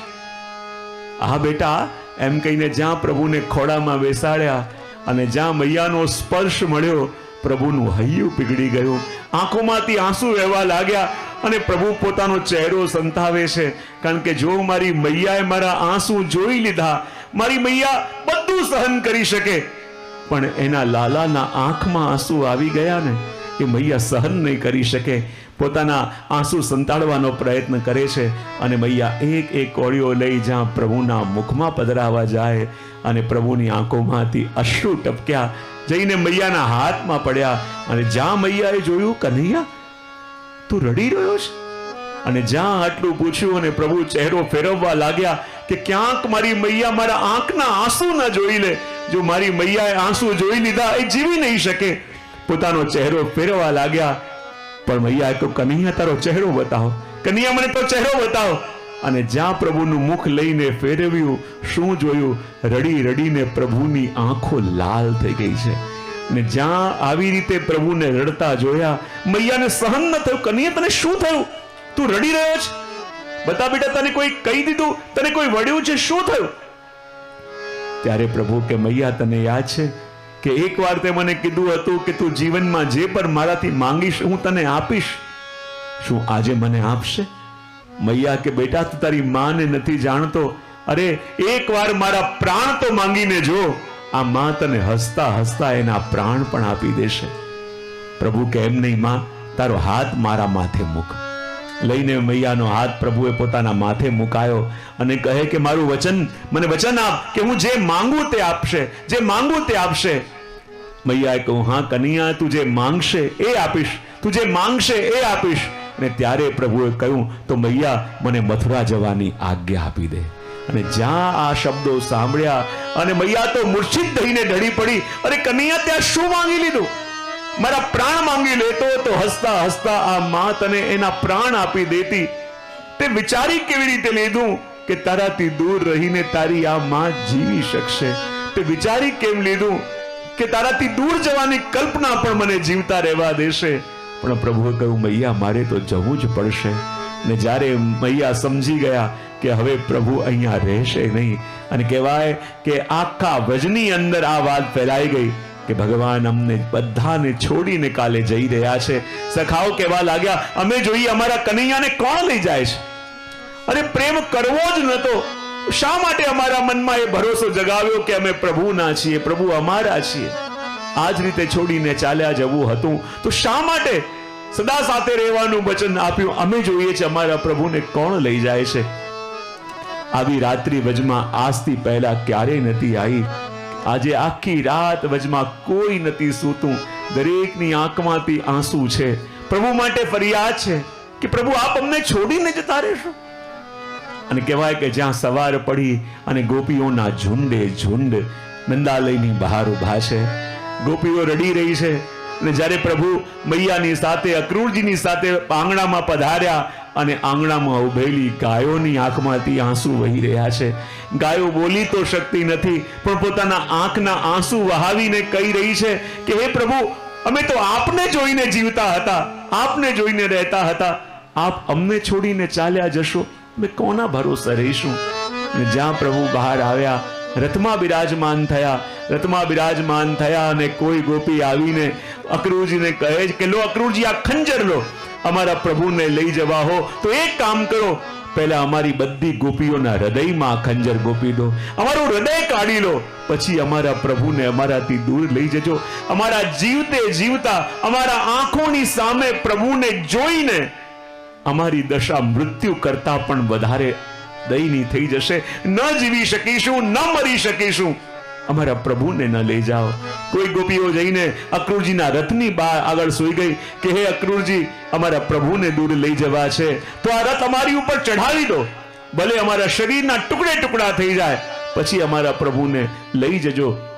ત્યારે પ્રભુએ કહ્યું કાકા આ રથ જલ્દી ચલાવો, જો જરાક પણ મોડું થઈ ગયું હું મારા વ્રજને છોડી મારી મૈયાને છોડીને આવી નહીં શકું. અને જ્યાં અક્રૂરજીનું રથ ધીમે ધીમે આગળ ચાલ્યું, મૈયાથી સહન ન થયું. મૈયા દોડતી દોડતી ગઈ, મારા કનૈયાને ન લઈ જાઓ, મારા કનૈયાને ન લઈ જાઓ. દોડતી દોડતી ગઈ અને ત્યાં જઈને મૈયા પડી અને આંખોથી જોઈ રહી છે કે જાણે કોઈ લૂંટેરો આવ્યો અને આવીને સર્વસ્વ લૂંટીને લઈ ગયો અને આપણે કંઈ કરી પણ ન શક્યા. ગોપીઓ કહે, હે ગોવિંદ રોકાઈ જાઓ, હે દામોદર રોકાઈ જાઓ, હે માધવ રોકાઈ જાઓ. ગોવિંદ કહીને કહે છે કે હે પ્રભુ, અમારા માટે નહીં તો એ ગાયો માટે તો રોકાઈ જાઓ. દામોદર કહીને કહે છે કે હે પ્રભુ, અમારા માટે નહીં, જેના પ્રેમના બંધનથી ક્યારેક બંધાયા હતા એ યશોદા મૈયા માટે તો રોકાઈ જાઓ. અને માધવ કહીને કહે છે કે હે પ્રભુ, અમારા માટે નહીં, એ રાધાજી માટે તો રોકાઈ જાઓ. પણ પ્રભુને તો જવું જ હતું. જ્યાં રથ આગળ ગયો, પ્રભુએ શું જોયું કે સામે શ્રી રાધાજી ઉભા છે. ભગવાને અક્રૂરજીને કહ્યું, કાકા આ રથ રોકો. અને જ્યાં રથ રોક્યો, પ્રભુ રથમાંથી નીચે ઉતર્યા, શ્રી રાધાજી પાસે ગયા. આજે રાધાજી પ્રભુને જોઈ રહ્યા છે, પ્રભુ રાધાજીને જોઈ રહ્યા છે. ઘણું બધું કહેવા માંગે છે, પણ એક શબ્દ પ્રભુને યાદ નથી આવી રહ્યા અને એક શબ્દ રાધાજીને યાદ નથી આવી રહ્યા. આંખોમાંથી પ્રભુના પણ અશ્રુ વહી રહ્યા છે, રાધાજીના આંખોમાંથી પણ અશ્રુ વહી રહ્યા છે. ઘણું બધું કહેવું છે, પણ કંઈક બોલવા જાય અને આંખોમાંથી આંસુઓની ધારા વહી રહી છે. પ્રભુએ પોતાના કમરમાં ખોસેલી વેણુને કાઢી શ્રી રાધાજીના હાથોમાં પધરાવીને કહી કે શ્રી રાધાજી, માનો મુખ બોલ્યા વિના કહી રહ્યા છે કે આ વેણુ તો હું આપના માટે વગાડતો હતો, હું કોના માટે વેણુ વગાડીશ? અને હાથમાં વેણુ આપી પ્રભુએ એટલું જ પૂછ્યું, રાધા બતાવ હું ક્યાં છું? અને ત્યારે રાધાજી બોલ્યા, પ્રભુ આપ પૂછી રહ્યા છો આપ ક્યાં છો? પ્રભુ આપ મારા નૈનોમાં છો, મારા રોમ રોમમાં છો, મારા શ્વાસે શ્વાસમાં છો, મારા હૃદયની પ્રત્યેક ધડકનની અંદર પણ આપ છો. ત્યારે પ્રભુએ પૂછ્યું, રાધા બતા તું ક્યાં, હું ક્યાં નથી? ત્યારે રાધાજીએ કહ્યું, પ્રભુ મારા ભાગ્યમાં નથી, એટલે તો મને મૂકીને જઈ રહ્યા છો. અને જ્યાં પ્રભુનો રથ ધીમે ધીમે આગળ જવા લાગ્યો અને જે વ્રજની ગલીઓમાંથી પ્રભુ જઈ રહ્યા છે, ગોપીઓ કંઈ કરી શકે એમ નથી. બસ બારીમાં જોઈને, પ્રભુને જતા જોઈને આંખમાંથી આંસુ સારી રહ્યા છે. જાણે કોઈ આવ્યું, કોઈ એવો લૂંટેરો આવ્યો, આવીને બધા જ વ્રજવાસીઓની આત્મા માનો હરણ કરીને લઈ ગયો, એમનું સુખ હરણ કરીને લઈ ગયો. બસ બધા જતા જોઈ રહ્યા છે. ब्रज के बिरही लोग बिचारे बिन गोपाल ठगे से ठाड़े. वर्णन करता कहे, ब्रज के बिरही लोग बिचारे बिन गोपाल ठगे से ठाड़े. बिन गोपाल ठगे से ठाड़े अति दुर्बल तन हारे. ब्रज के बिरही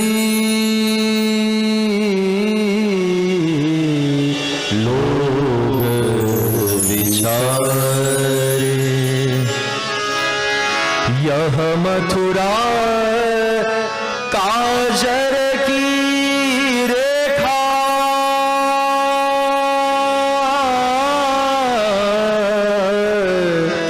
यह मथुरा काजर की रेखा जो निक से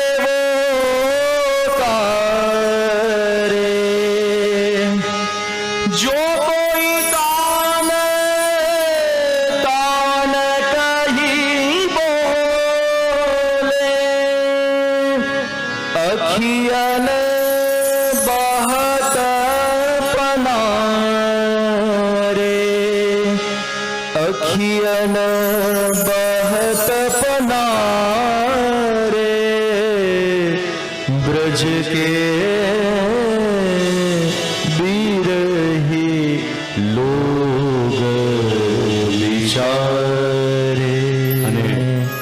જ્યારે અક્રૂરજી વિચાર કર્યો કે હું સ્નાન કરી લઉં, જ્યારે યમુનાજીમાં સ્નાન કરવા માટે ગયા અને યમુનાજીની અંદર પણ અક્રૂરજીને પ્રભુના દર્શન થયા. બહાર આવીને જુએ તો રથમાં પ્રભુ વિરાજમાન છે અને ત્યારે અક્રૂરજીએ પ્રભુની સ્તુતિ કરી. પણ મહાપ્રભુજી કહે છે કે આ સ્તુતિ અક્રૂરજીની શુષ્ક લાગી. બોલે કેમ? પ્રભુ એમના રથમાં બિરાજેલા છે, પ્રભુના રથના સારથી બનેલા છે, પ્રભુના દર્શન થઈ રહ્યા છે, અને છતાં અક્રૂરજીની સ્તુતિ મહાપ્રભુજીને ફીકી કેમ લાગે છે? કારણ કે અક્રૂરજીને પ્રભુના દર્શન તો મળ્યા છે, પણ હજી જીવનમાં સત્સંગ નથી મળ્યો.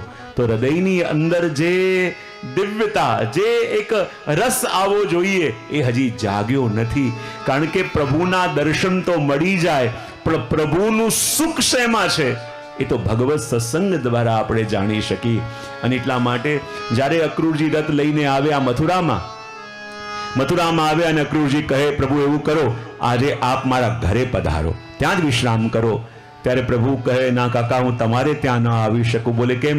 તમારે ત્યાં જે અન્ન છે એ કંસનું છે, અને એ હું ગ્રહણ કરીશ તો કંસને મારીશ કેવી રીતે? અને મથુરાની બહાર જે કંસની વાટિકા હતી એ વાટિકામાં જ પ્રભુ બિરાજ્યા.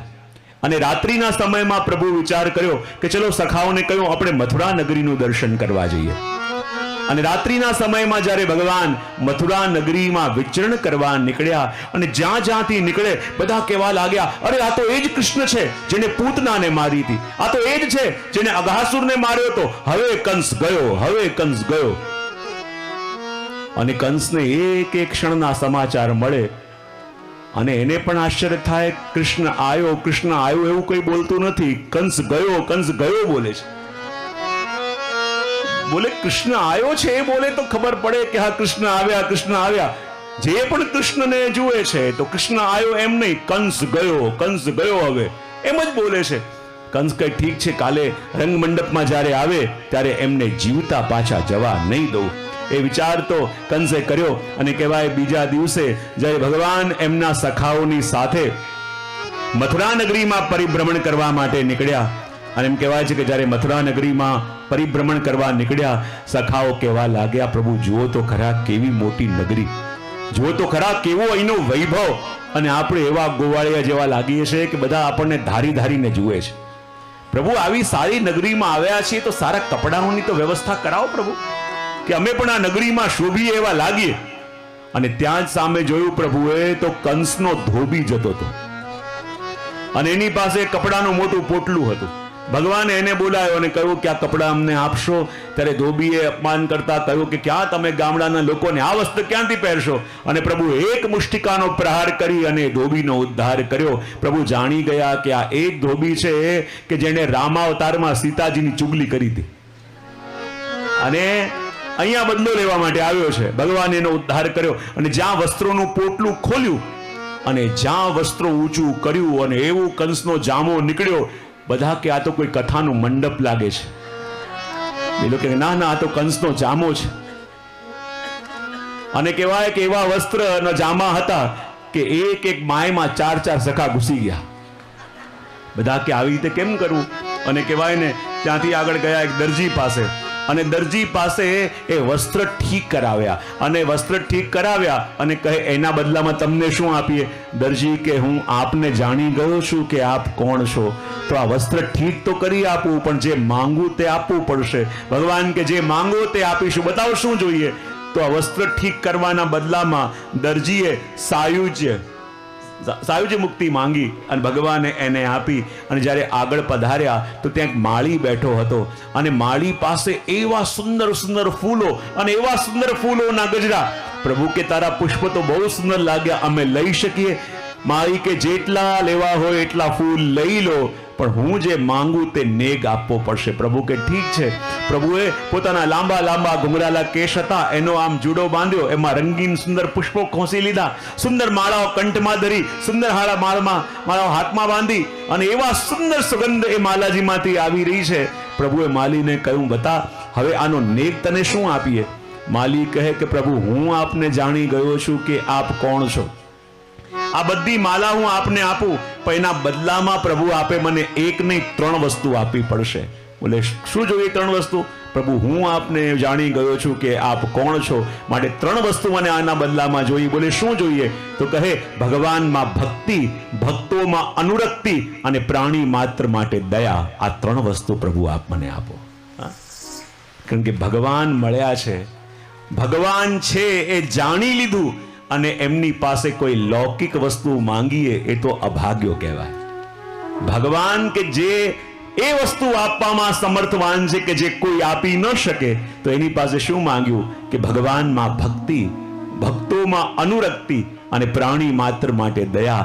આ 3 વસ્તુ માંગી. અને જ્યારે ભગવાન સુંદર પુષ્પોની માળાઓ ધરીને ચાલતા ચાલતા આગળ જાય છે, તો ત્યાં 3 અંગોથી ટેડી કુબજા જઈ રહી છે.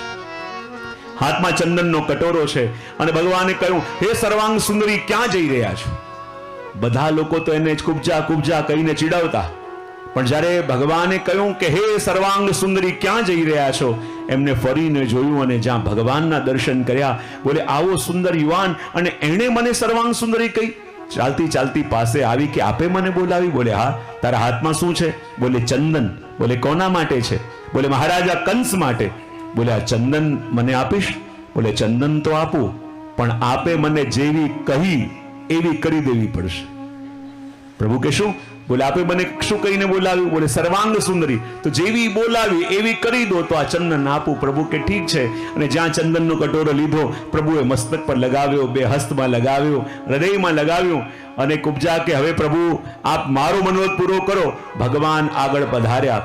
કુબજાના પગને, અંગૂઠાને પોતાના પગના અંગૂઠાથી દબાવ્યો અને પ્રભુએ પોતાનો અંગૂઠો કુબજાની ઠોડીમાં દબાવી એવો ઝટકો માર્યો કે 3 અંગોથી ટેડી કુબજા સર્વાંગ સુંદરી બની ગઈ.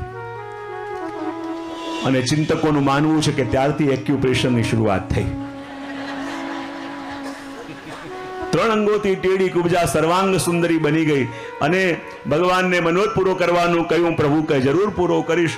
અને ત્યાંથી ભગવાન ધનુર્મંડપમાં પધાર્યા કે જ્યાં ધનુષ્યજ્ઞ ચાલતો હતો.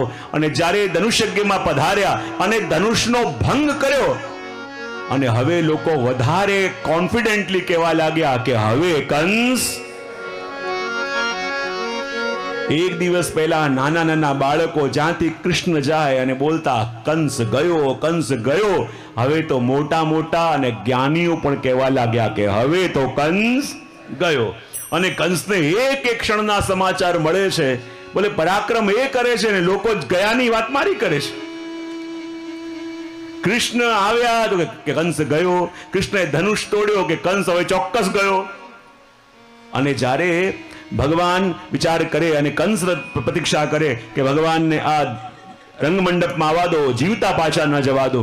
અને જ્યારે ભગવાન અને દાઉજી પધાર્યા, કુલ્યાપીડ હાથી હતો. ભગવાને કુલ્યાપીડ હાથીને માર્યો, મુષ્ટિક ચાણોરને માર્યા, શલ તોષલને માર્યા. બાકી બધા યોદ્ધાઓ ડરીને ભાગ્યા. અને જ્યાં ભગવાને રંગમંડપમાં પ્રવેશ કર્યો એક જ ભગવાન છે, પણ જેવા જેવા જેના ભાવ એવા એવા દર્શન બધાને ભગવાનના થયા. અને જ્યારે કંસે જોયા, સહન ન કરી શક્યો, ઉઠીને જ્યાં ભગવાનની ઉપર આક્રમણ કરવા આવે, ભગવાને કૂદકો મારી કંસે પટક્યો. અને જ્યાં કંસ નીચે પડ્યો, મુકુટ દૂર ગયું. ભગવાન કંસની ઉપર બેસીને અનંત કોટી બ્રહ્માંડનું ભાર ધારણ કર્યો. અને ભગવાને ન અસ્ત્રથી ન શસ્ત્રથી પણ ભયથી કંસની મૃત્યુ થઈ. અને જ્યારે કંસ ભયથી મર્યો, બધા કહેવા લાગ્યા કે જ્યાં સુધી કોઈ નવો રાજા ન બને, કંસના અગ્નિ સંસ્કાર કેવી રીતે થાય? બધાની ઈચ્છા હતી કે ભગવાન કૃષ્ણને રાજા બનાવીએ, પણ ભગવાન જાણતા હતા કે ઉગ્રસેન વૃદ્ધ છે, પણ હજી સત્તાની લાલસા છે. એને કારાગૃહમાંથી મુક્ત કર્યા, એમને રાજા બનાવવાની ઘોષણા કરી.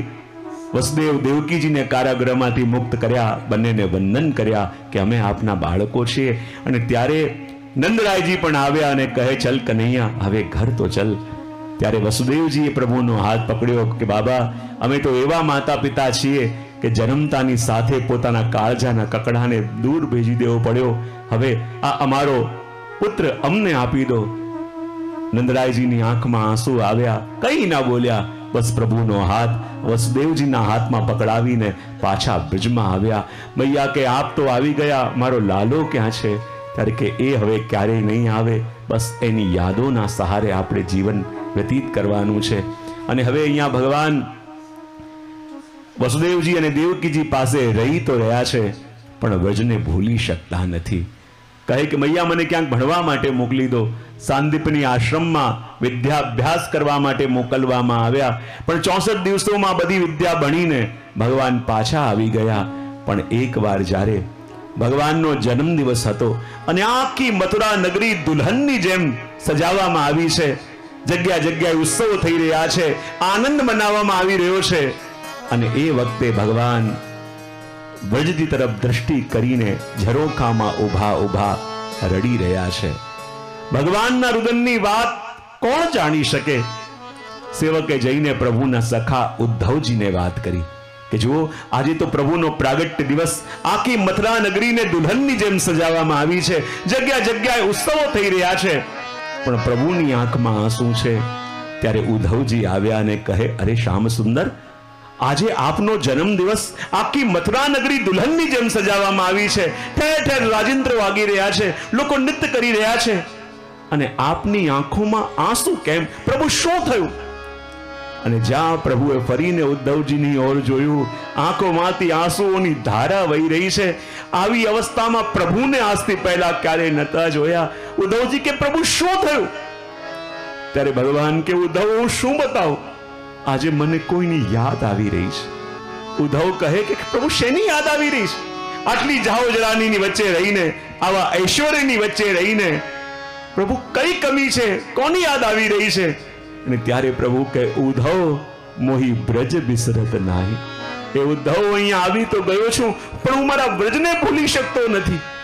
જ્યારે જ્યારે પણ મારી આંખો બંધ કરું છું અને મને મારી યશોદા મૈયા કે જ્યારથી હું અહીંયા આવ્યો છું, મારી મૈયા સૂતી નથી, દ્વાર પર બેસી બેસી મારી પ્રતીક્ષા કરે છે કે હવે મારો લાલો આવશે, આજે મારો લાલો આવશે. નથી એને કંઈ ખાધું, નથી પીધું, કૃષ્ણ કૃષ્ણ કરીને મારી પ્રતીક્ષા કરે છે. અરે ઉદ્ધવ, શું બતાવું? જ્યારથી હું અહીંયા આવ્યો છું, મારી ગાયો સતત રડ્યા કરે છે, મારા બાબા રડે છે. ઉદ્ધવ, તું સમજી તો રહ્યો છે ને કે હું શું કહેવા માંગુ છું? ઉદ્ધવજી કહે, પ્રભુ આપ તો બ્રહ્મ છો, આપની વાત કોણ જાણી શકે? ખાલી એટલું કહી શકું કે આપને બ્રજની યાદ આવે છે. પણ વારે વારે ભગવાન એ જ વખત બોલી રહ્યા છે અને કહી રહ્યા છે, ઉઠો મોહી બ્રજ બિસરત નાહી. ઉધો મોહી બ્રજ બિસરત નાહી. ઉધો મોહી બ્રજ બિસરત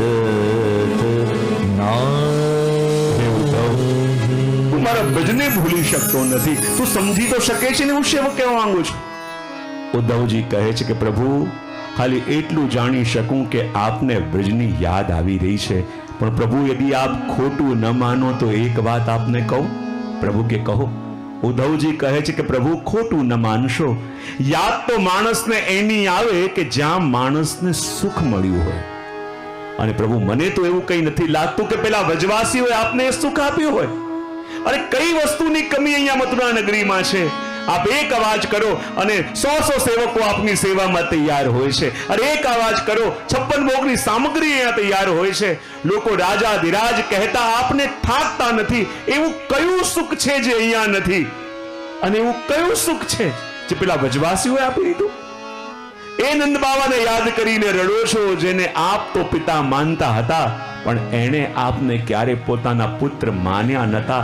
અરે 5 વર્ષના બાળકને કોઈ ગાયો ચડાવવા માટે વનમાં મોકલે? એ મૈયાને યાદ કરીને રડો છો કે જે આપને માખણ પણ નથી આપતી. પ્રભુ કહે છે, ઉદ્ધવ, હું તને કેમ કરીને સમજાવું? અહીં રાજા ધીરાજ કહેવા વાળા તો બહુ છે, પણ મારા કાન તરસી ગયા છે મારી મૈયાના મુખથી કનુઆ સાંભળવા માટે. અરે ઉદ્ધવ, તને હું કેમ કરીને બતાવું? અહીંયા 56 ભોગ તો છે, પણ હું તરસી ગયો છું મારા મૈયાના હાથનું માખણ અને રોટી ખાવા માટે. ઉદ્ધવજી કહે છે કે પ્રભુ, જો આપ વ્રજને એટલું જ પ્રેમ કરો છો તો વ્રજ છોડીને શા માટે મથુરા પધાર્યા? ત્યારે ભગવાન કહે કે જેની ઉપર બહુ કરજો વધી જાય પછી એને ગામ છોડીને જતા રહેવું પડે. આ વ્રજવાસીઓએ મને એટલો પ્રેમ આપ્યો, હું પણ વિચાર કરું કે આમના પ્રેમનું ઋણ ચૂકતે કરવા માટે બ્રહ્મા જેટલી આયુ લઈને આવું તો પણ ઋણ ચૂકતે ન કરી શકાય, અને ઋણ વધે નહીં એટલા માટે તો હું ગામ છોડીને આવ્યો. તો ઉદ્ધવજી કહે છે, જો ભજની એટલી યાદ આવે છે તો આ પત્ર કેમ નથી લખતા? ભગવાન કે જ્યારથી આવ્યો ત્યારથી પ્રયત્ન કરું છું, જ્યારે હાથમાં કાગળ લઉં અને કાગળમાં રાધા લખું અને મારી આંખોમાંથી આંસુઓની ધારા વહેવા લાગે છે, અને જે પણ લખું છું મારા આંખના આંસુઓમાં વહી જાય છે. હે ઉદ્ધવ, હું તો બ્રજમાં જઈ શકતો નથી, હું તો રાધાજીને પત્ર લખી શકતો નથી, પણ એક કામ કરીશ. બોલે, શું? તું મારો દૂત બનીને જા અને મારા મૈયાને મળજે, મારા બાબાને મળજે, એમને સાંત્વના આપજે અને કહેજે કે જ્યારે પણ સમય અનુકૂળ આવે પ્રભુ જરૂર પધારશે. મારી ગોપીઓને મળજે અને કહેજે કે પ્રભુ તો આવા માંગતા હતા, રાજકાજથી નિવૃત્ત થઈ ફરી તમારી પાસે જરૂર આવશે. એમને સમજાવજે. ઉદ્ધવજીને લાગ્યું, ક્યાં બૃહસ્પતિનો જ્ઞાની શિષ્ય હું અને ક્યાં પેલા ગામડાની સ્ત્રીઓ? અરે ચર્ચા કરવા માટે સામે કોઈ વિદ્વાનો હોય તો મને પણ ચર્ચાનો આનંદ આવે. ક્યાં પેલી ગામડાની સ્ત્રીઓ અને ક્યાં બૃહસ્પતિનો જ્ઞાની શિષ્ય હું? ક્યાં મારી વાતો એમના સમજમાં આવશે ને શું હું સમજાવું? પણ ભગવાને ઉદ્ધવજીને પોતાનું પ્રસાદી પિતાંબર આપ્યું, પ્રસાદી માળા આપીને કહ્યું કે ઉદ્ધવ, જ્યારે વજમાં જાય તો મારું પ્રસાદી પિતાંબર પહેરીને જજે અને કંઠમાં મારી પ્રસાદી માળા પહેરીને જજે. એના સિવાય ગોપીઓ તારી સામે જોશે પણ નહીં. પ્રભુનું પ્રસાદી પિતાંબર, પ્રસાદી માળા ઉદ્ધવજી લઈને અને એ જ રથમાં ગયા કે જે રથમાં અક્રૂરજી પ્રભુને લઈને આવ્યા હતા. અને જ્યારે ઉદ્ધવજી સૌથી પહેલા ભજમાં ગયા, નંદ યશોદાને મળવા ગયા. નંદ બાબા કહે કે જુઓ, હું તો કેમે કરીને મારા મનને સમજાવી લઉં છું કે બાળક ચલો અહીંયા રહેતો હવે મહેલોમાં રહે છે, સુખી છે, પણ આ યશોદાને કેમ સમજાવો? જ્યારે પ્રભુ ગયા, મૈયાને કહીને ગયા હતા, મૈયા હું જરૂર આવીશ. અને મૈયાને લાગે છે ક્યાંક આજે મારો લાલો આવી ન જાય. રોજ સવારે ઉઠીને સુંદર માખણ તૈયાર કરે, માખણ મૂકે, રોજ ઠાકોરજીની સૈયા સિદ્ધ કરે કે અચાનક આવી ગયો અને મને પૂછ્યું કે મારી તૈયારી કેમ નથી કરી, તો હું શું જવાબ આપીશ? એ મૈયાને હું કેમ કરીને સમજાવું કે હવે એ ક્યારેય નહીં આવે? ઉદ્ધવજીનું હૃદય પણ ભરાઈ આવ્યું કે આટલું પ્રેમ કરવા વાળી મૈયા, આટલું પ્રેમ કરવા વાળા બાબાને મૂકીને પ્રભુ અહીંયા શા માટે મથુરા પધાર્યા હશે? અને જ્યારે આજે ગોપીઓને મળવા માટે ઉદ્ધવજી જવાના હતા અને જ્યારે ગોપીઓને મળવા માટે આવ્યા અને ઉદ્ધવજી કહે છે કે જુઓ ગોપીઓ, ભગવાન તો તમને બહુ યાદ કરે છે અને મળવા આવવાના પણ હતા, પણ રાજકાજની જવાબદારીઓ એવી છે કે ચાહીને પણ આવી ન શક્યા. ત્યારે ગોપીઓ કહે કે જેને આવવું હોય ને એ આવી જ જાય, કોઈ દૂતને ન મોકલે. અને ત્યારે ઉદ્ધવજીને લાગ્યું, ગોપીઓ તમે બિલકુલ પાગલ જેવી થઈ ગઈ છો, તમે ચિંતા ન કરો, પ્રભુનો સંદેશ લઈને હું આવ્યો છું, પ્રભુ જરૂર પધારશે. ત્યારે ગોપીઓ કહે કે ઉદ્ધવજી, સંદેશ તો એના આવે જે અમને મૂકીને ગયા હોય, જે અમારી સાથે હોય ને એના સંદેશ ન હોય. ઉદ્ધવજી કહે અરે પ્રભુ તો મથુરામાં છે. ગોપીઓ કહે કે એટલું સામર્થ્ય પ્રભુનું પણ નથી કે ભક્તોના હૃદયમાંથી નીકળીને પ્રભુ જઈ શકે. તો તમે રડો છો કેમ? બોલે પ્રભુ મથુરા નથી ગયા, પ્રભુ તો ગાયો ચરાવવા માટે વનમાં ગયા છે અને એટલે અમને તાપ થઈ રહ્યો છે. ઉદ્ધવજી કહે ગોપીઓ તમે પાગલ થઈ ગઈ છો, એ મથુરામાં છે, મથુરામાં, ત્યાંથી હું એમનો સંદેશ લઈને આવી રહ્યો છું. ગોપીઓ કહે ઉદ્ધવજી એ તો વજમાં ગાયો ચરાવવા ગયા છે, જો હવે સાંજે ગૌધુલી બેલા થઈ છે અને ગૌધુલી બેલા થઈ અને એમને આવવાનો સમય થશે. ઉદ્ધવજી કે આ ગોપીઓ બિલકુલ પાગલ થઈ ગઈ છે વિરહમાં, એ તો મથુરા છે, ત્યાંથી હું સંદેશ લઈને આવ્યો છું, અહીંયા કેવી રીતે હોઈ શકે? ત્યારે ગોપીઓએ કહ્યું ઉદ્ધવ જુઓ સામે, અને જ્યાં સામેના પથ પર ગોપીઓએ માર્ગ બતાવ્યો અને કહેવાય ગાયોના ચાલવાના કારણે ગાયોના ગળાની ઘંટીઓનો અવાજ આવવા લાગ્યો અને કહેવાય ગાયોના ચાલવાને કારણે એટલી રજ ઉડી કે આજે આકાશ પણ વ્રજરજથી આચ્છાદિત થયું, આસપાસના વૃક્ષો પણ વ્રજરજથી આચ્છાદિત થયા અને વ્રજરજ ઉડી જ્યારે ઉદ્ધવજીના મસ્તક ઉપર ઉદ્ધવજીના નેત્રોમાં પડી અને જ્યારે વ્રજરજ નેત્રોમાં પડી ત્યારે દૃષ્ટિ મળી અને ગોપીઓ કે ઉદ્ધવજી દર્શન કરો. અને જ્યાં સામે ઉદ્ધવજી જુએ તો જે પ્રભુનો સંદેશ લઈને મથુરાથી આવ્યા હતા અને સામે દૃષ્ટિ કરી તો એ જ કાંધે કામલિયા લઈ, હાથમાં લકુટી લઈ અને ગાયોને ચરાવતા ચરાવતા પ્રભુ આવી રહ્યા છે. ઉદ્ધવજી આ ઝીલી ન શક્યા કે જે પ્રભુ તો મથુરામાં છે તો અહીંયા ક્યાંથી હોય. મૂર્છિત થઈને ઢળી પડ્યા. જ્યાં નેત્ર ખુલ્યા એક ગોપી કે ઉદ્ધવ અહીંયા દર્શન કરો, તો ત્યાં કુંજમાં રાધાજી સાથે બેસીને વાત કરે છે. બીજી ગોપી કે ઉદ્ધવ અહીંયા દર્શન કરો, ત્યાં સખાઓ સાથે ખેલી રહ્યા છે. વ્રજની પ્રત્યેક કુંજોની અંદર જ્યારે પ્રભુના દર્શન ઉદ્ધવજીને કર્યા, ઉદ્ધવજીને ગોપીઓના રોમ રોમમાં કૃષ્ણના દર્શન થયા.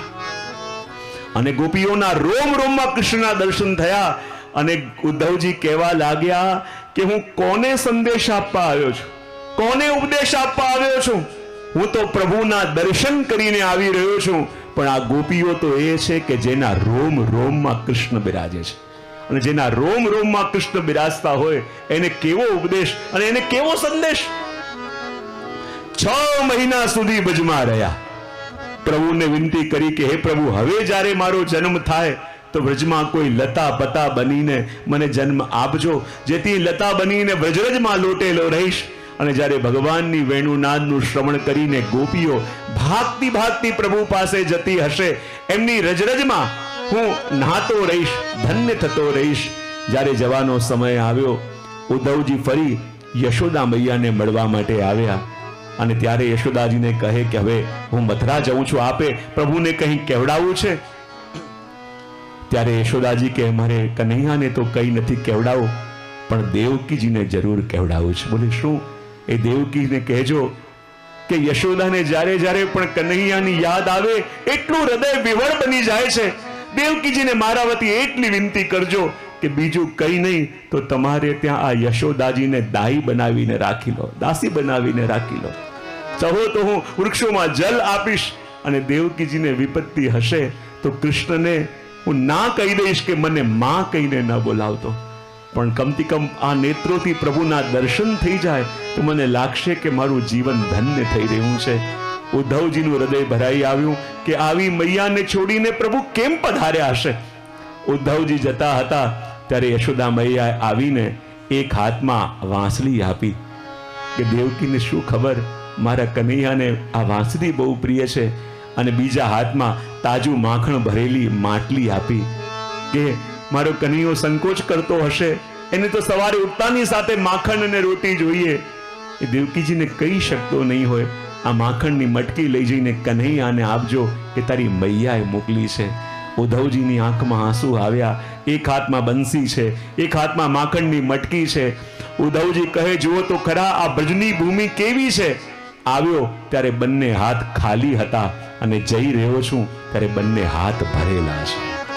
અને જ્યારે ઉદ્ધવજી બ્રજમાં આવ્યા અને જ્યારે વ્રજમાંથી મથુરા આવ્યા અને જ્યારે પ્રભુને ખબર પડી કે ઉદ્ધવજી વ્રજમાંથી આવ્યા છે, અને જ્યારે પ્રભુને ખબર પડી કે મારા ઉદ્ધવજી વ્રજમાંથી આવ્યા છે, બોલે ક્યાં છે? બોલે બહાર ઊભા છે. અને ભગવાન કહેવાય કે ભાગતા ભાગતા ગયા અને જઈને ઉદ્ધવજીને ભેટી પડ્યા કે ઉદ્ધવ તું મારા વ્રજમાંથી આવી રહ્યો છે, તારા શરીર ઉપર આજે પણ વ્રજરજ લાગેલી હશે, મારા વ્રજભક્તોના ચરણોની રજ લાગેલી હશે. હું તને ભેટું છું એટલા માટે કે મને વ્રજરજ પ્રાપ્ત થાય, મારા ગોપીઓના ચરણોની રજ પ્રાપ્ત થાય. ઉદ્ધવજીને જોઈને ભગવાન કહે બતાવ ઉદ્ધવ, મારી ગોપીઓ કેમ છે, મારી મૈયા કેવી છે, મારા બાબા કેમ છે, શું મને યાદ કર્યા એમણે, મારી મૈયાએ શું કહ્યું, મારી ગોપીઓએ શું કહ્યું. ભગવાન બોલતા ગયા પણ ઉદ્ધવજી એક શબ્દ ન બોલ્યા. ઉભા ઉભા પ્રભુને જોઈ રહ્યા છે. ભગવાન કે ઉદ્ધવ કહે તો સહી મારી મૈયાએ શું કહેવડાયું છે, અરે ઉદ્ધવ કહે તો સહી મારી ગોપીઓ તને શું કીધું. પણ એક શબ્દ પણ ઉદ્ધવજી બોલતા નથી. અને કહેવાય જ્યાં ભગવાને બોલવાનું બંધ કર્યું ત્યાં ઉદ્ધવજી એટલું જ બોલ્યા કે પ્રભુ આ કરુણા વરુણાલય, આ કૃપા સાગર, દયા સાગર જે આપે નામો ધારણ કર્યા છે બધા વ્યર્થ છે. બ્રજમાં જઈને હું એ જાણીને આવ્યો કે આપનાથી નિષ્ઠુર બીજું કોઈ નથી, જે આટલી પ્રેમ કરવા વાળી મૈયા, આટલા પ્રેમ કરવા વાળા બાબા ગોપીઓને છોડીને અહીંયા મથુરામાં આવી ગયા છે. અહીંયા એવું શું છે? કેટલો પ્રેમ એમણે આપને આપ્યો પણ આપને પ્રેમ નિભાવતા ન આવડ્યો. એમણે તો પ્રેમ આપવામાં કંઈ બાકી ન રાખ્યું પણ આપ પ્રેમ નિભાવી ન શક્યા. પ્રભુ આપનું હૃદય કઠોર છે, ઉદ્ધવજી બોલતા રહ્યા, પ્રભુને સંભળાવતા રહ્યા, પણ પ્રભુ એક શબ્દ ન બોલ્યા. પ્રભુ દ્રષ્ટિ નીચે કરીને ઊભા છે. પ્રભુની આંખોમાંથી ચોધાર આંસુ વહી રહ્યા છે. અને જ્યાં પ્રભુને સંભળાવતા ઉદ્ધવજીએ જ્યાં પોતાની વાત પૂરી કરી, પ્રભુ એક શબ્દ ન બોલ્યા, ખાલી પોતાનું પિતાંબર સરકાયું. અને જ્યાં પ્રભુએ પોતાનું પિતાંબર સરકાયું, તો જેવી રીતે ગોપીઓના રોમ રોમમાં કૃષ્ણના દર્શન થયા હતા, અને જ્યાં પ્રભુએ પિતાંબર સરકાયું, તો પ્રભુના રોમ રોમમાં ગોપીઓના દર્શન ઉદ્ધવજીને થયા.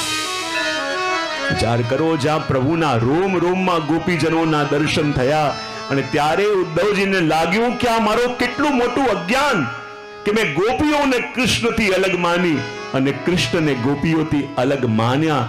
એનાથી મોટું બીજું અજ્ઞાન કયું હોઈ શકે? કારણ કે ગોપીઓને પ્રભુથી અલગ અને પ્રભુને ગોપીઓથી અલગ માનવું, એનાથી મોટો કોઈ અપરાધ હોઈ ન શકે.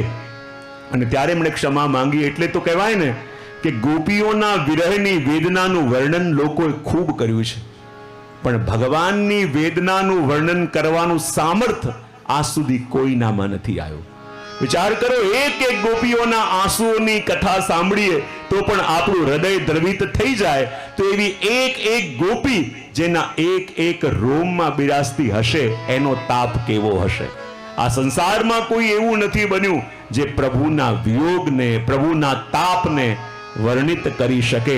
અને એટલા માટે જ્યાં ઉદ્ધવજીને અનુભવ થયો અને ભગવાનના એ તાપને જોયો, ત્યારે પ્રેમની પરિભાષા, પ્રેમની વ્યાખ્યા એમને સમજાઈ, એમને સાંભળાઈ. ધીમે ધીમે સમય પસાર થવા લાગ્યો.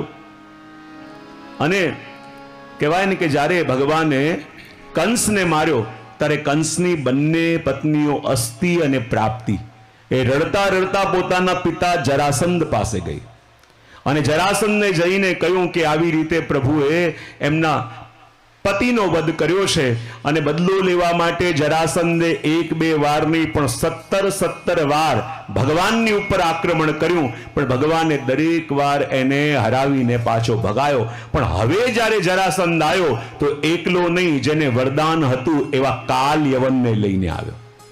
જ્યારે કાલ યવન લડવા માટે આવ્યો, જેને વરદાન હતું, તો લડતા લડતા પ્રભુ ત્યાંથી ભાગ્યા. પ્રભુનું નામ રણછોડ પડ્યું. પાછળ પાછળ કાલ યવન પડ્યો, આગળ આગળ ભગવાન અને પાછળ પાછળ કાલ યવન. અને ભાગતા ભાગતા ભગવાન રાજા મુચકુંદની ગુફાની અંદર પ્રવેશ કરે છે. અને જ્યારે મુચકુંદના ગુફામાં પ્રવેશ કર્યો, રાજા મુચકુંદ સૂતા હતા કે જેને વરદાન હતો, સૂતા જગાવે બળીને રાખ થઈ જાય. ભગવાને પોતાનું પિતાંબર એમને ઓઢાવી દીધું, અને જ્યાં પિતાંબર ઓઢાવ્યું, કાલયવનને લાગ્યું કે આ ભગવાન સૂતા હશે. લાત મારીને જગાડવાનો પ્રયત્ન કર્યો. મુચકુંદ જાગ્યા, આંખોમાંથી અગ્નિ નીકળ્યો, બળીને કાલયવન ભસ્મ થયો. ભગવાન પાસે ભક્તિ માંગી. ભગવાને કહ્યું, આ જન્મમાં નહીં, આવતા જન્મે તમને ભક્તિની પ્રાપ્તિ થશે. અને ભગવાને વિચાર કર્યો કે હવે મારે એવી નગરી વસાવી છે જ્યાં કોઈ દુખી ન હોય, જ્યાં કોઈ ગરીબ ન હોય, જ્યાં કોઈ રોગી ના હોય, પીડિત ના હોય. અને ભગવાને વિશ્વકર્માને કહીને એવી અદ્ભુત નગરી વસાવી, અને એ પણ જળની વચ્ચે, દરિયાની વચ્ચે એવી અદ્ભુત નગરી વસાવી કે જ્યારે બધા યાદવો આ નગરીમાં આવ્યા તો અંદર તો ઘૂસી ગયા, પણ બહાર જવાનો રસ્તો ક્યાં એમને મળ્યો નહીં. એકબીજાને પૂછવા લાગ્યા, દ્વારકા દ્વારકા કરતા કરતા નામ પડ્યું દ્વારિકા. અને દ્વારિકા નામ પડ્યું, ભગવાન દ્વારિકાધીશ થયા. અને એમ કહેવાય છે કે હવે મૈયા પ્રભુને પૂછે છે, બતા કનૈયા, તું હવે લગ્ન ક્યારે કરીશ? ભગવાન કહે કે જ્યાં સુધી મોટા બિરાજેલા હોય મારા લગ્ન કેમ થાય? અને દાઉજીના લગ્ન થયા રેવતીજી સાથે. કોની સાથે? અને હવે મૈયા કહે કે કનૈયા બતા, તું લગ્ન ક્યારે કરીશ? તો કહે કે જેવી કન્યા મારે જોઈએ છે એવી કન્યા મળે તો લગ્ન કરું ને. તો કહે કેવી કન્યા જોઈએ છે? તો કહે તામ બુદ્ધિ લક્ષણ ઔદાર્ય રૂપશીલ ગુણશ્રયા. એવી કન્યા જોઈએ, બુદ્ધિશાળી પણ હોય, સૌંદર્યવાન પણ હોય, સુંદર ચરિત્ર પણ હોય, અને એવી કન્યા મળે તો હું લગ્ન કરું. પણ એવી કન્યા મળે ક્યાં?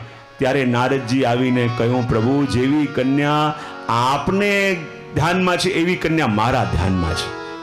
પ્રભુ કે કોની વાત કરો છો?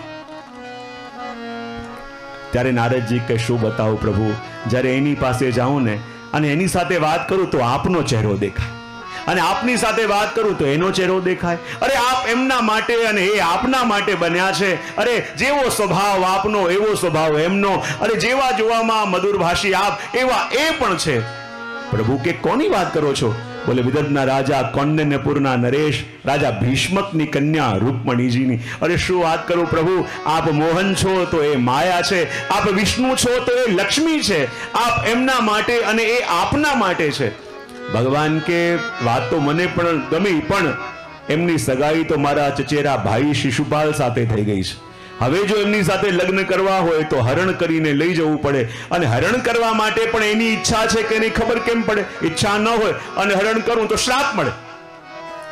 નારદજી કે ઈચ્છા હોય કે ન હોય, મન બદલવાની જવાબદારી મને સોંપો. પ્રભુ કે સોંપી. અને નારદજી આયા રૂકમણીજી પાસે, અને આવીને કહે બસ ભૈયા થોડા દિવસની વાત છે, શિશુપાલ બારાત લઈને આવશે ને આપને પરણીને લઈ જશે, શું થાય જેનું જેવું ભાગ્ય. રૂકમણીજી કે કેમ આવી વાત કરો છો?